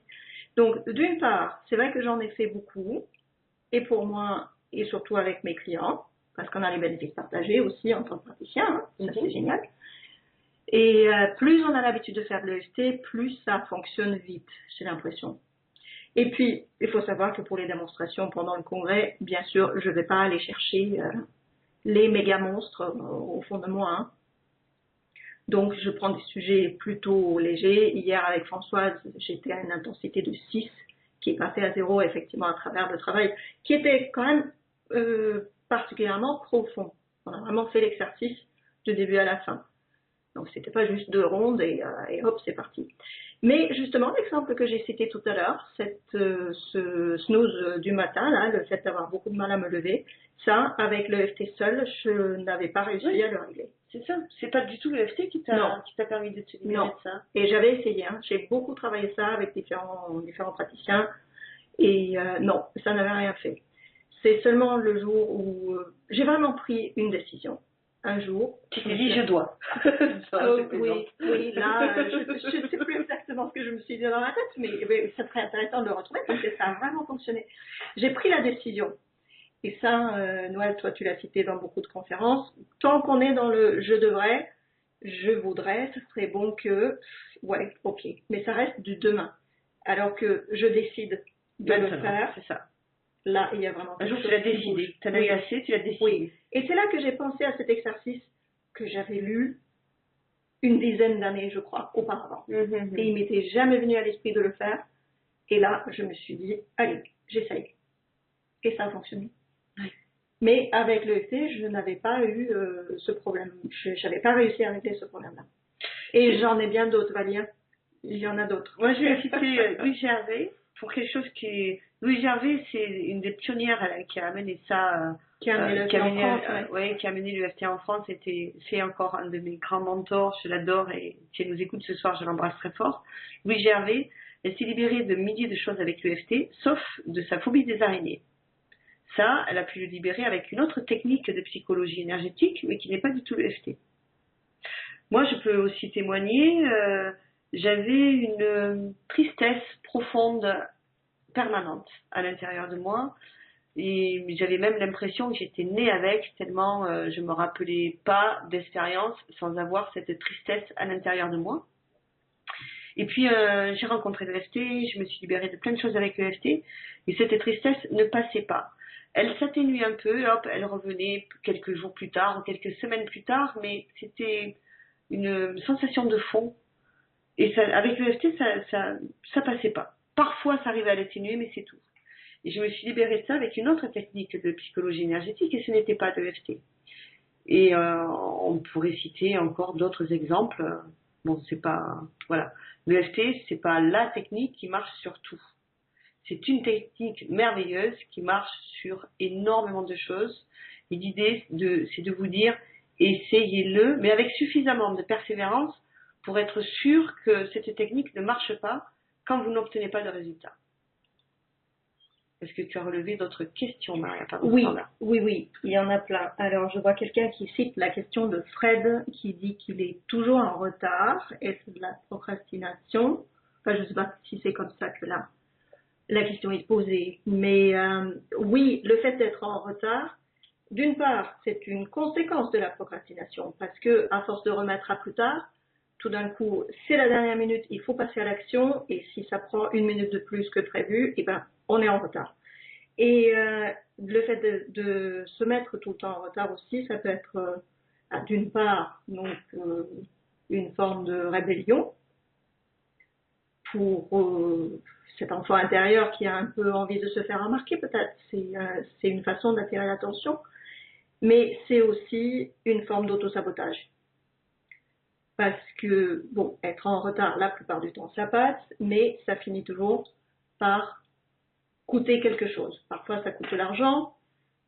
Par exemple, être en retard pour la déclaration d'impôt, ben, on a une indemnité, on a des pénalités. Mais là-dessus, j'ai quand même envie de partager que, comme j'ai toujours quelques tendances à la procrastination, hein, je me soigne, mais je ne suis pas totalement guérie. Et il y a quelques mois, je savais que je devais partir aux États-Unis. Et pour une fois, j'ai vraiment pris mon billet d'avion bien à l'avance.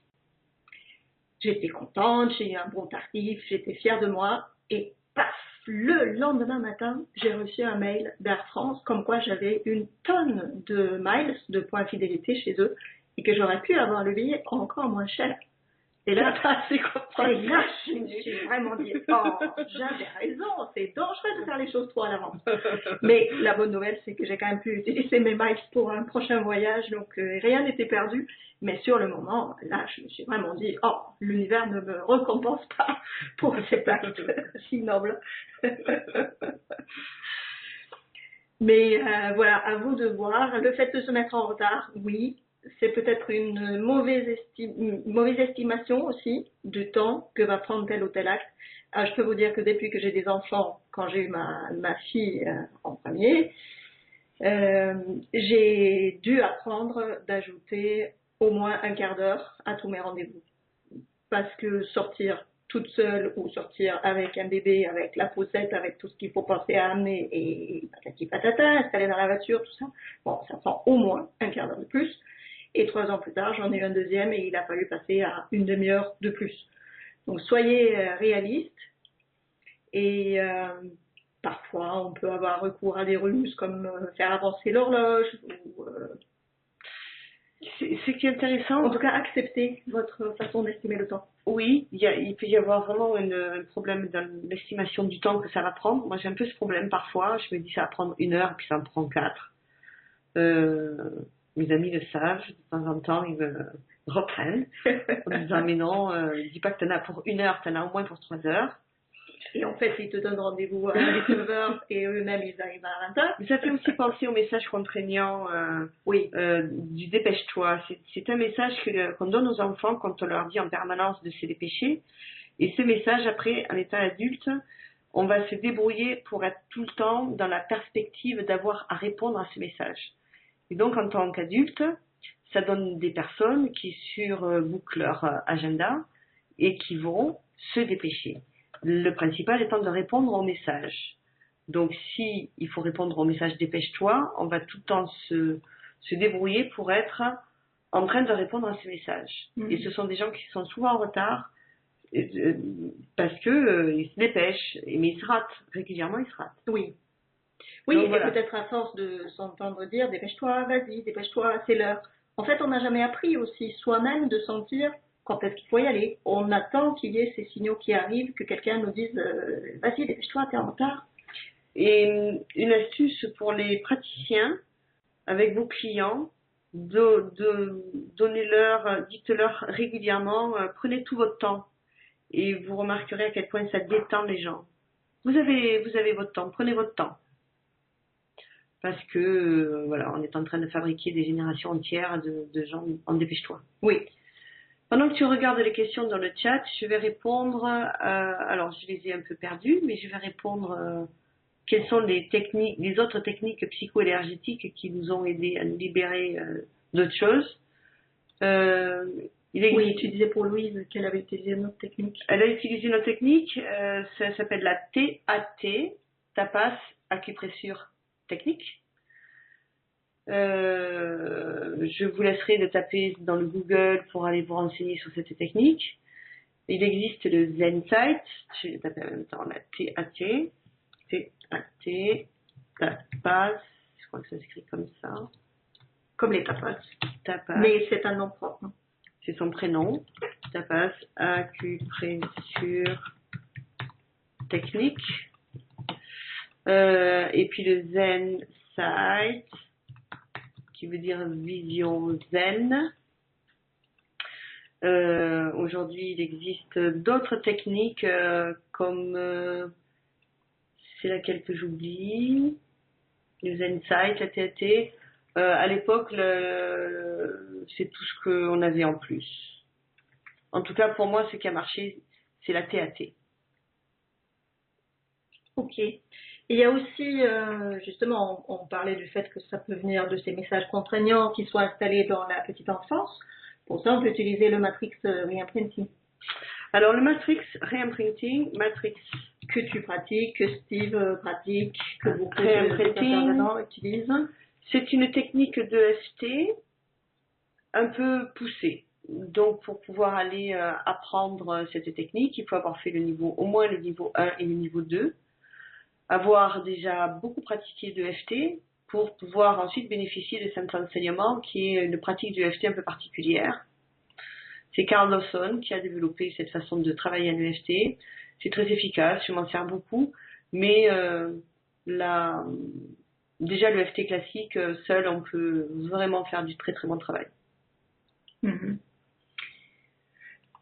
Alors, je vois Loli et aussi Yves qui se posaient la question, bon nombre de rondes sur le négatif, puis l'objectif positif d'évolution. Ah oui, d'accord. Est-ce que le nombre est fixe? Non, le nombre, Loli, n'est pas fixe. En général, le processus à respecter, c'est de travailler d'abord le négatif, de dire des phrases qui parlent du problème en fait. Négatif, positif, c'est un peu chargé comme phrase, mais de parler du problème. Donc on va dire des phrases, moi je les appelle burk, c'est mon terme technique à moi.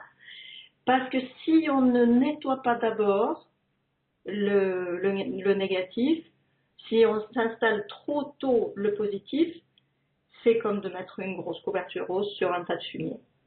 Ça sera peut-être beau un certain temps, mais en tout cas, ça pue.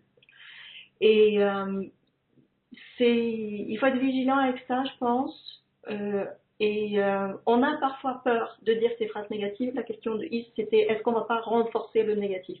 Non, parce que vous êtes en train de stimuler les points d'acupuncture en même temps. Et ça va permettre de défaire, au contraire, ce nœud d'émotions négatives. Je crois que ça a été dit dans une conférence il y a quelques années. Il y avait l'exemple, si vous devez laver une casserole, il faut quand même regarder où est la saleté. Ça sert à rien de fermer les yeux et de laver la casserole grossièrement et de dire non, ça y est, elle est propre, et la ranger dans le placard. Il vaut mieux nettoyer d'abord. Après, vous pouvez toujours astiquer, mettre des produits pour que ça brille, mais si c'est pas propre au départ, ça ne sert à rien. Alors, Titi, que faire quand on est insatisfait perpétuellement? Ben voilà, l'ordonnance, aimez-vous, trouvez des célébrations, trouvez des petits trésors dans une boîte. Et Carriole a posé une question semblable. Quand on renonce à faire tout ce qui nous fait plaisir et tout ce qui nous fait du bien, est-ce de la procrastination ou autre chose?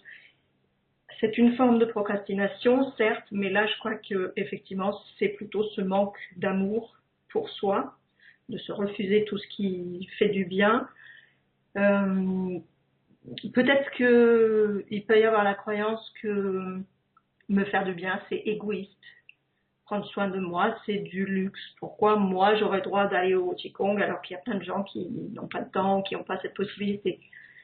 Si c'est ce genre de croyance qui est derrière, travaillez-les avec l'EFT. Et là aussi, mettez votre casquette de détective, essayez de voir quelles sont les situations qui déclenchent ce comportement. Pourquoi c'est facile pour certaines choses et difficile pour d'autres. Comment s'appelle le docteur Amen? Le docteur Amen, il s'appelle Amen comme Amen à l'église et son prénom Daniel. Malheureusement, ces livres merveilleux ne sont pas encore traduits en français. Et cette semaine, j'avais un peu autre chose à faire, mais qui sait, peut-être que je vais m'y atteler. Donc c'est docteur Daniel Amen. Voilà, je viens de le mettre dans le chat. Oui, et il a énormément de vidéos sur YouTube si vous voulez pas tout de suite acheter les livres. Et il a fait un travail merveilleux sur le fonctionnement du cerveau. C'est vraiment impressionnant. Ah, je vais répondre à Jackie pendant que tu regardes le chat. Jackie, il dit, et la technique de Sophie Merle, tap-tap commande dans les techniques autres de psychologie énergétique.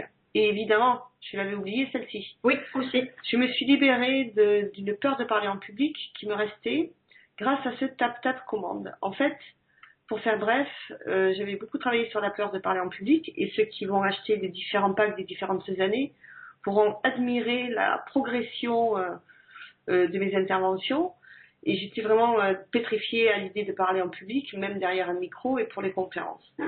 Et je m'étais libérée d'un gros morceau avec l'EFT, mais il restait quand même quelque chose.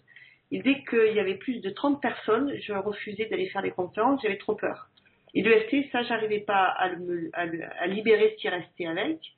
Et c'est grâce à la technique de Sophie Je commande que j'ai pu me libérer de ça. Et d'ailleurs, si vous tapez Sophie Merle Je commande, et mon nom peut-être, Sophie Merle et Noël Cassan, cette séance a été filmée et vous pourrez voir comment Sophie œuvre pour libérer avec cette technique. Et Sophie viendra parler de l'EFT. C'est une grande première, une des pionnières de l'EFT en France. Et aujourd'hui, voilà, elle a créé ce procédé Je commande, qui est un procédé de libération quantique. Mm-hmm. Alors, je vois, je ne sais qui procrastine surtout beaucoup pour faire le ménage et pour faire le tri dans ses affaires parce qu'elle n'arrive pas à prendre les décisions. Ça, c'était l'une des phrases que j'ai mis dans le protocole tout à l'heure. J'ai peur de prendre des décisions, je prends jamais les bonnes décisions. Voilà de quoi se départir. J'ai eu, il y a quelques années, à déménager d'une maison qui faisait 300 mètres carrés dans une autre qui en fait 90. Et il y avait beaucoup d'affaires dans la grande maison. Et j'ai une amie qui m'a dit « Ah, c'est super, tu vas pouvoir te poser la question pour une chose sur 3, garder ou grandir ?» Et mon Dieu, ce que j'ai grandi, parce qu'il a fallu se débarrasser et se séparer de beaucoup de choses. Donc peut-être qu'il y a une forme de peur de séparation derrière ça, une peur de manquer aussi, ça pourrait me manquer plus tard, je pourrais en avoir besoin. Et tout ça, ce sont des peurs qui peuvent se travailler. Oui, voilà, je le vois là, c'est beau, 256. De quoi je dois me départir et qu'est-ce que je dois garder. Voilà. Donc peut-être que ça peut vous aider aussi cette phrase. Pour moi, ça a été une révélation. Garder ou grandir. Parce que prendre le choix de se séparer ou faire recycler ou circuler quelque chose dont on n'avait plus besoin, c'est vrai que ça allège, ça soulage, ça libère et ça peut faire grandir. C'est Louise Gervais aussi qui dit poursuis ton évolution. pour des objets qui ont besoin de passer à une nouvelle vie, à un nouveau contexte de vie. Oui. Voilà. Ils ont fait leur chemin avec vous et ils vont poursuivre leur évolution ailleurs. En fait, rien ne se perd, tout reste sur la planète, rien ne disparaît, tout se transforme. Et une chaise qui est en bois, ce bois, il va être brûlé ou il va pourrir, de toute façon, il va pas ailleurs, il n'y a pas d'ailleurs, tout reste là. Mais chaque chose poursuit son évolution. Alors, hop, elle dit, poursuis ton évolution. C'est ça.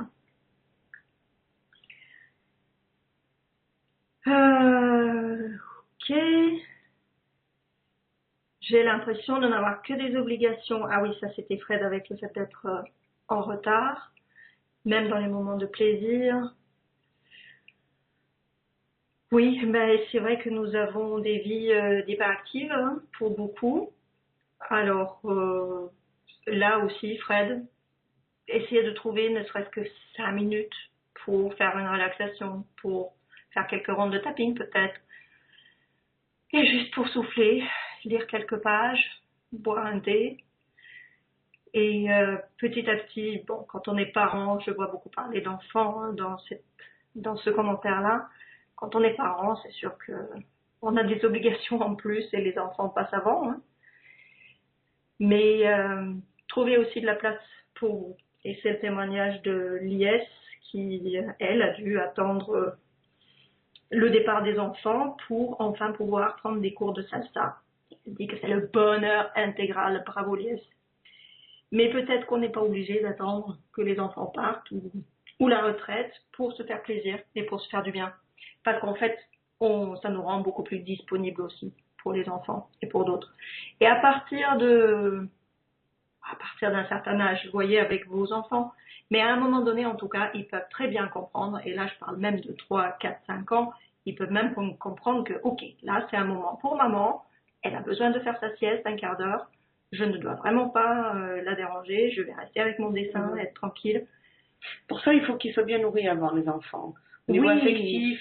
Oui, ne demandez pas à faire la sieste quand ils viennent de rentrer de la journée d'école ou de crèche et qu'ils sont crevés, fatigués, affamés.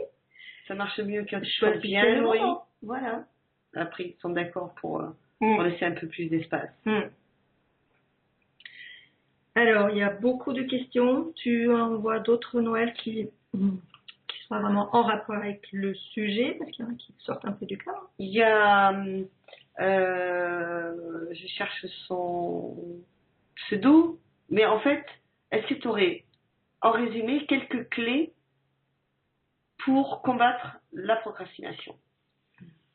Oui, j'en ai donné tout à l'heure. Une que je n'ai pas eu le temps de... Est-ce que tu peux les redonner d'une façon plus... Justement pour faire un espèce de résumé et se recentrer sur le sujet de la procrastination. Tout à fait. Alors, d'une part, là, elle apparaît vraiment à travers vos questions. Aimez-vous. Mettez de la douceur.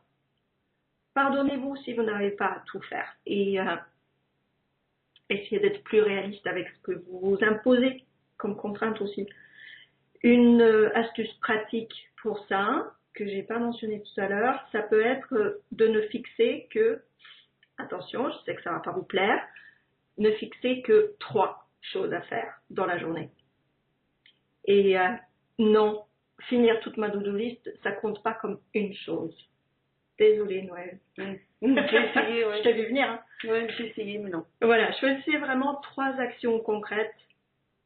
Parce que comme ça, vous allez nourrir votre estime de vous. Parce que 3 choses, vous pouvez y arriver. Et si vraiment vous êtes dans cette insatisfaction, dans cette autoflagellation de « Ah, j'y arriverai jamais, c'est pas possible, pas pour moi », mettez vraiment 3 petites choses. Et peut-être que vous aurez fini à midi. Et il reste tout l'après-midi pour faire des actions bonus, ou pour aller vous promener, ou pour faire un sieste. Donc, fixer la barre, c'est pas une question de fixer la barre bas, histoire de pouvoir la dépasser, mais arrêtez de vous mettre des objectifs impossibles. Ça, c'est vraiment fatal pour votre estime de vous, parce que vous ne pourrez jamais y arriver. Et ça ajoute cette culpabilité, cette lourdeur en plus, ce qui va vous bouffer votre énergie. Alors, je vois Chris qui dit « Le sujet de ce soir m'a déclenché des tensions trapèzes, douleurs et bras. Pourquoi ?» Alors, voyez pour vous, qu'est-ce que ça représente ces endroits-là? On ne se connaît pas, j'ai pas tous les détails, donc est-ce que ça réveille une ancienne blessure? Est-ce que ça réveille quelque chose qui aurait été accidenté? Est-ce qu'il y a des images qui parlent de ça? Les bras m'en tombent, ne pas...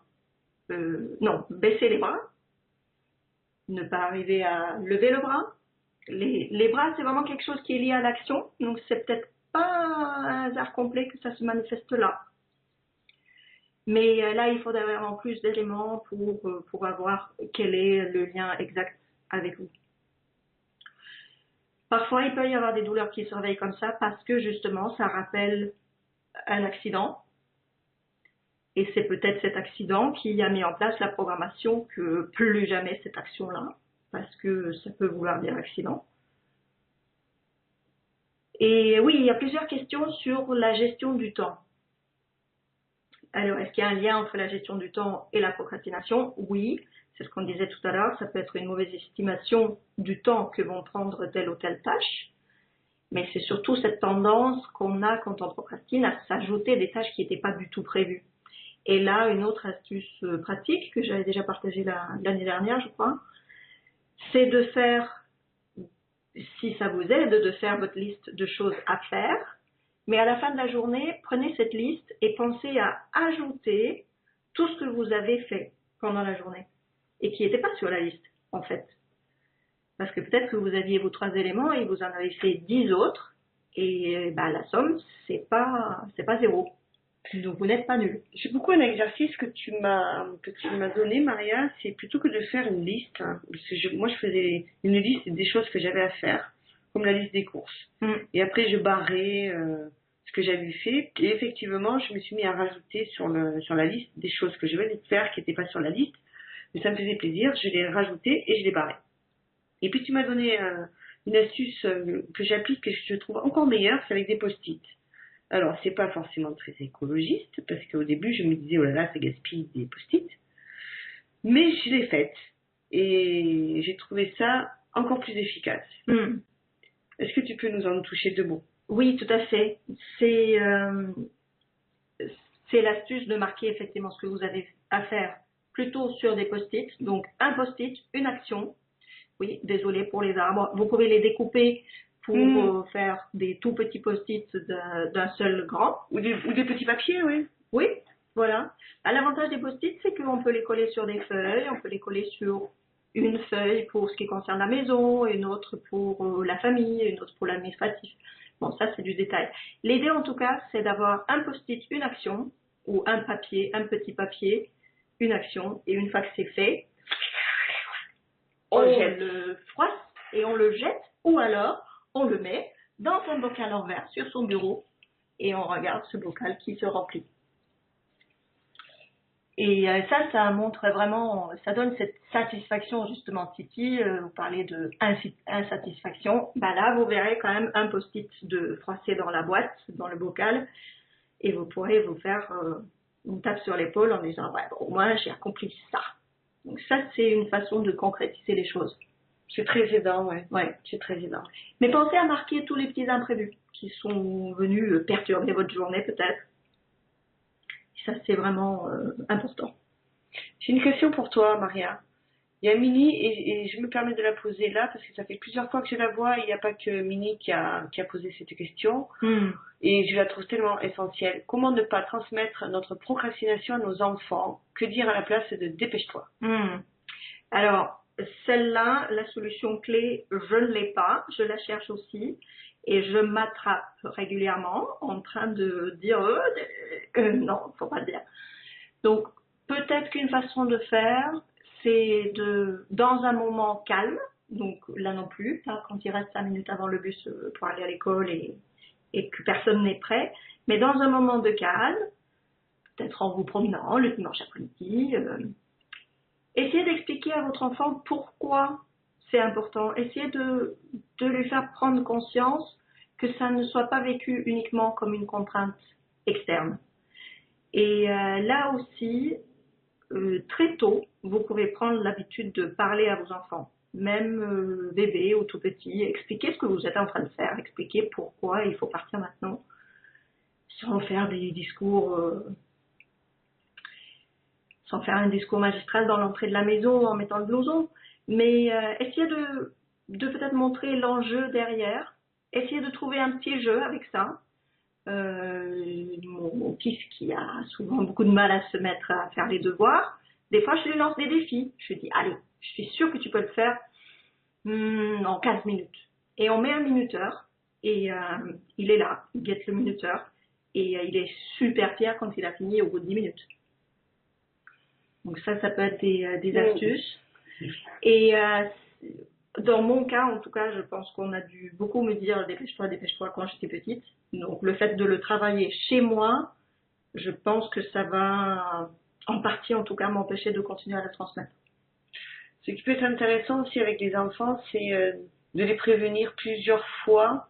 Alors là, ça demande du temps aux parents, mais Oui. d'essayer aussi de dire à l'enfant, on va partir dans 20 minutes, puis on va partir dans 5 minutes, puis voilà, on va partir dans 15 minutes, on va partir dans 10 minutes. Commence-toi à te préparer parce qu'on part dans 5 minutes. Et aussi, j'avais discuté avec une spécialiste des enfants qui disait, un enfant, quand il a pris l'habitude que le parent répète 3 fois, il va attendre la 3e fois avant de se mettre à l'action. Mais si le parent pose la limite et explique une bonne fois pour toutes à l'enfant, je ne te le dirai maintenant qu'une fois, et faire en sorte de ne le dire qu'une fois, l'enfant va prendre l'habitude que ce n'est dit qu'une fois et réagir à la première fois. Donc, regardez ce que vous pouvez faire avec ça. C'est pas évident à mettre en place, bien sûr, mais c'est comme tout conditionnement, on peut arriver à les changer et à faire les choses un peu différemment. Mais c'est sûr qu'un enfant qui a pris l'habitude que maman elle le dit 4 fois, alors il attendra la 4e. Oui. Oui, voilà, c'est bien d'expliquer, de donner progressivement, parce que c'est vrai que l'enfant, il est dans son monde, il est en train de jouer, il vit vraiment le moment présent. Et c'est plutôt une bonne chose, il paraît. Mais quand c'est l'heure de partir, ça peut être compliqué. Mais en même temps, il faut lui donner les moyens de prendre ses propres responsabilités. Donc peut-être faire ensemble la liste des choses qu'il faut faire. Donc quand je te dis que c'est l'heure d'aller t'habiller pour aller à l'école, qu'est-ce qu'il faut que tu fasses? Et on le fait ensemble. Vous écrivez pour lui s'il ne sait pas encore écrire, ou il se l'écrit lui-même. Et ça peut être une bonne façon de faire entrer les choses aussi. Et après, vous le lâchez, vous le laissez se débrouiller avec ça, prendre ses responsabilités aussi.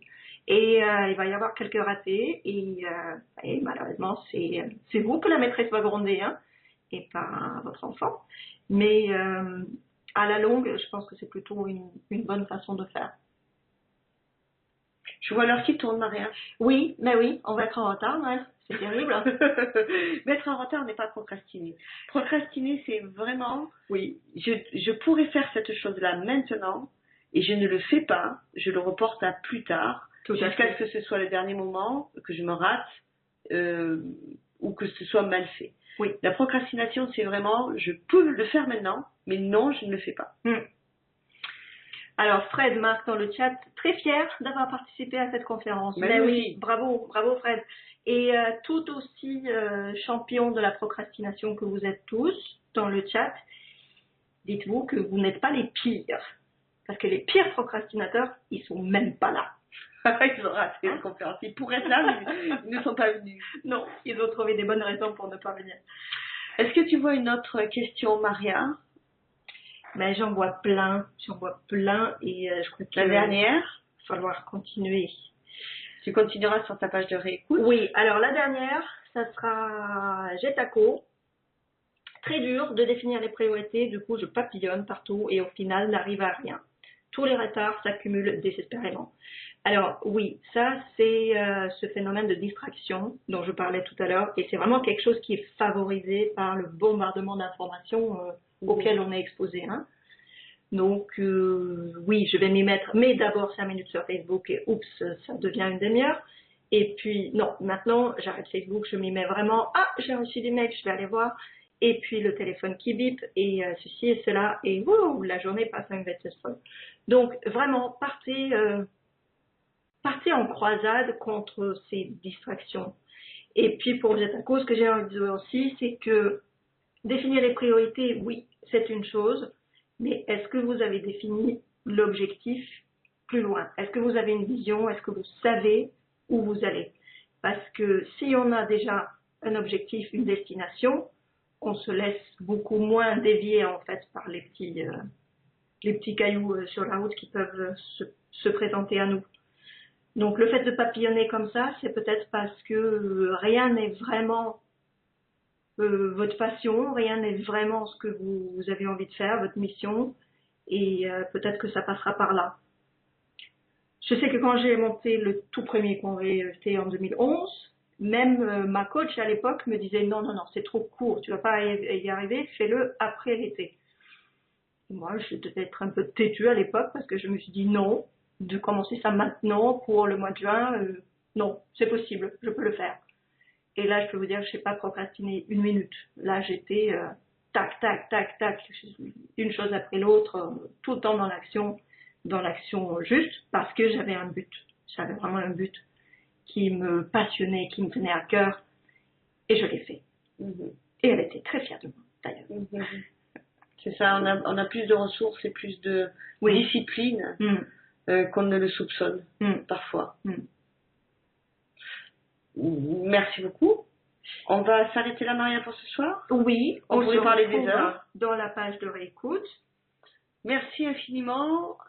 Si vous comptez vous procurer un pack, sachez que nous avons des courbes qui démontrent que les gens achètent au dernier moment. Ça serait une forme de procrastination. Je pense que c'est une forme de procrastination. C'est un peu comme la dernière, c'est comme un peu faire la déclaration de revenus au dernier moment. Les prix qui sont affichés sont des prix promotionnels pendant le congrès. Ces prix seront maintenus jusqu'à mercredi soir. Jeudi soir, préparez votre soirée. On est en train de monter la soirée de gala. Donc il y aura une soirée supplémentaire en direct avec des experts. Mais ils vont augmenter et on reçoit tous les ans des emails. « Ah, mais j'étais partie en week-end, je ne savais pas, vous ne me l'aviez pas dit. » Voilà, on vous l'a dit. Dès que ce congrès va se terminer, c'est-à-dire jeudi soir après la soirée de gala, les prix vont augmenter. Ça sera toujours à votre disposition et vous pourrez toujours les acheter, mais avec un prix légèrement plus fort. Donc, mesdames, messieurs, passage à l'action. Merci. Ah bah, la procrastination. J'ai fait un slogan, Maria. Ouais, vas-y. Je ne me rappelle plus. À bas la procrastination. Mesdames, messieurs, passez à l'action. À bas la procrastination. Oui. On se retrouve demain, 19h. 19h, pour la conférence de Caroline Burel. Que faire quand ils ne veulent pas tapoter? Suivi de Caroline Dubois. Demain, c'est la fête des Carolines. Sur l'âme de l'argent. Formidable. On se retrouve demain, 19h. Merci à tous, merci beaucoup pour votre écoute et pour tous vos partages. On se retrouve dans la page de réécoute. Alors, peu. Gisèle, la page de réécoute, c'est exactement ici. Il faut rafraîchir la page d'ici 30 minutes, le temps que le webmaster Bertrand Magnifique fasse toutes les manips pour transformer cette page. De jouer avec les cochons et qu'ils se mettent à la page de réécoute. Mais bon, pour ça, il faut déjà qu'on termine la conférence. Donc, c'est la même page. C'est ici, juste un petit peu plus tard, le temps que Bertrand fasse la manip pour mettre à la réécoute. Donc, d'ici 30 minutes maximum, ça sera fait. Et grand merci à Bertrand et Christelle et Samia et Mathilde et toute l'équipe qui nous soutiennent. C'est vraiment génial. Merci d'être là. Merci à vous tous. À demain. Et en attendant, tapotez-vous bien. Merci.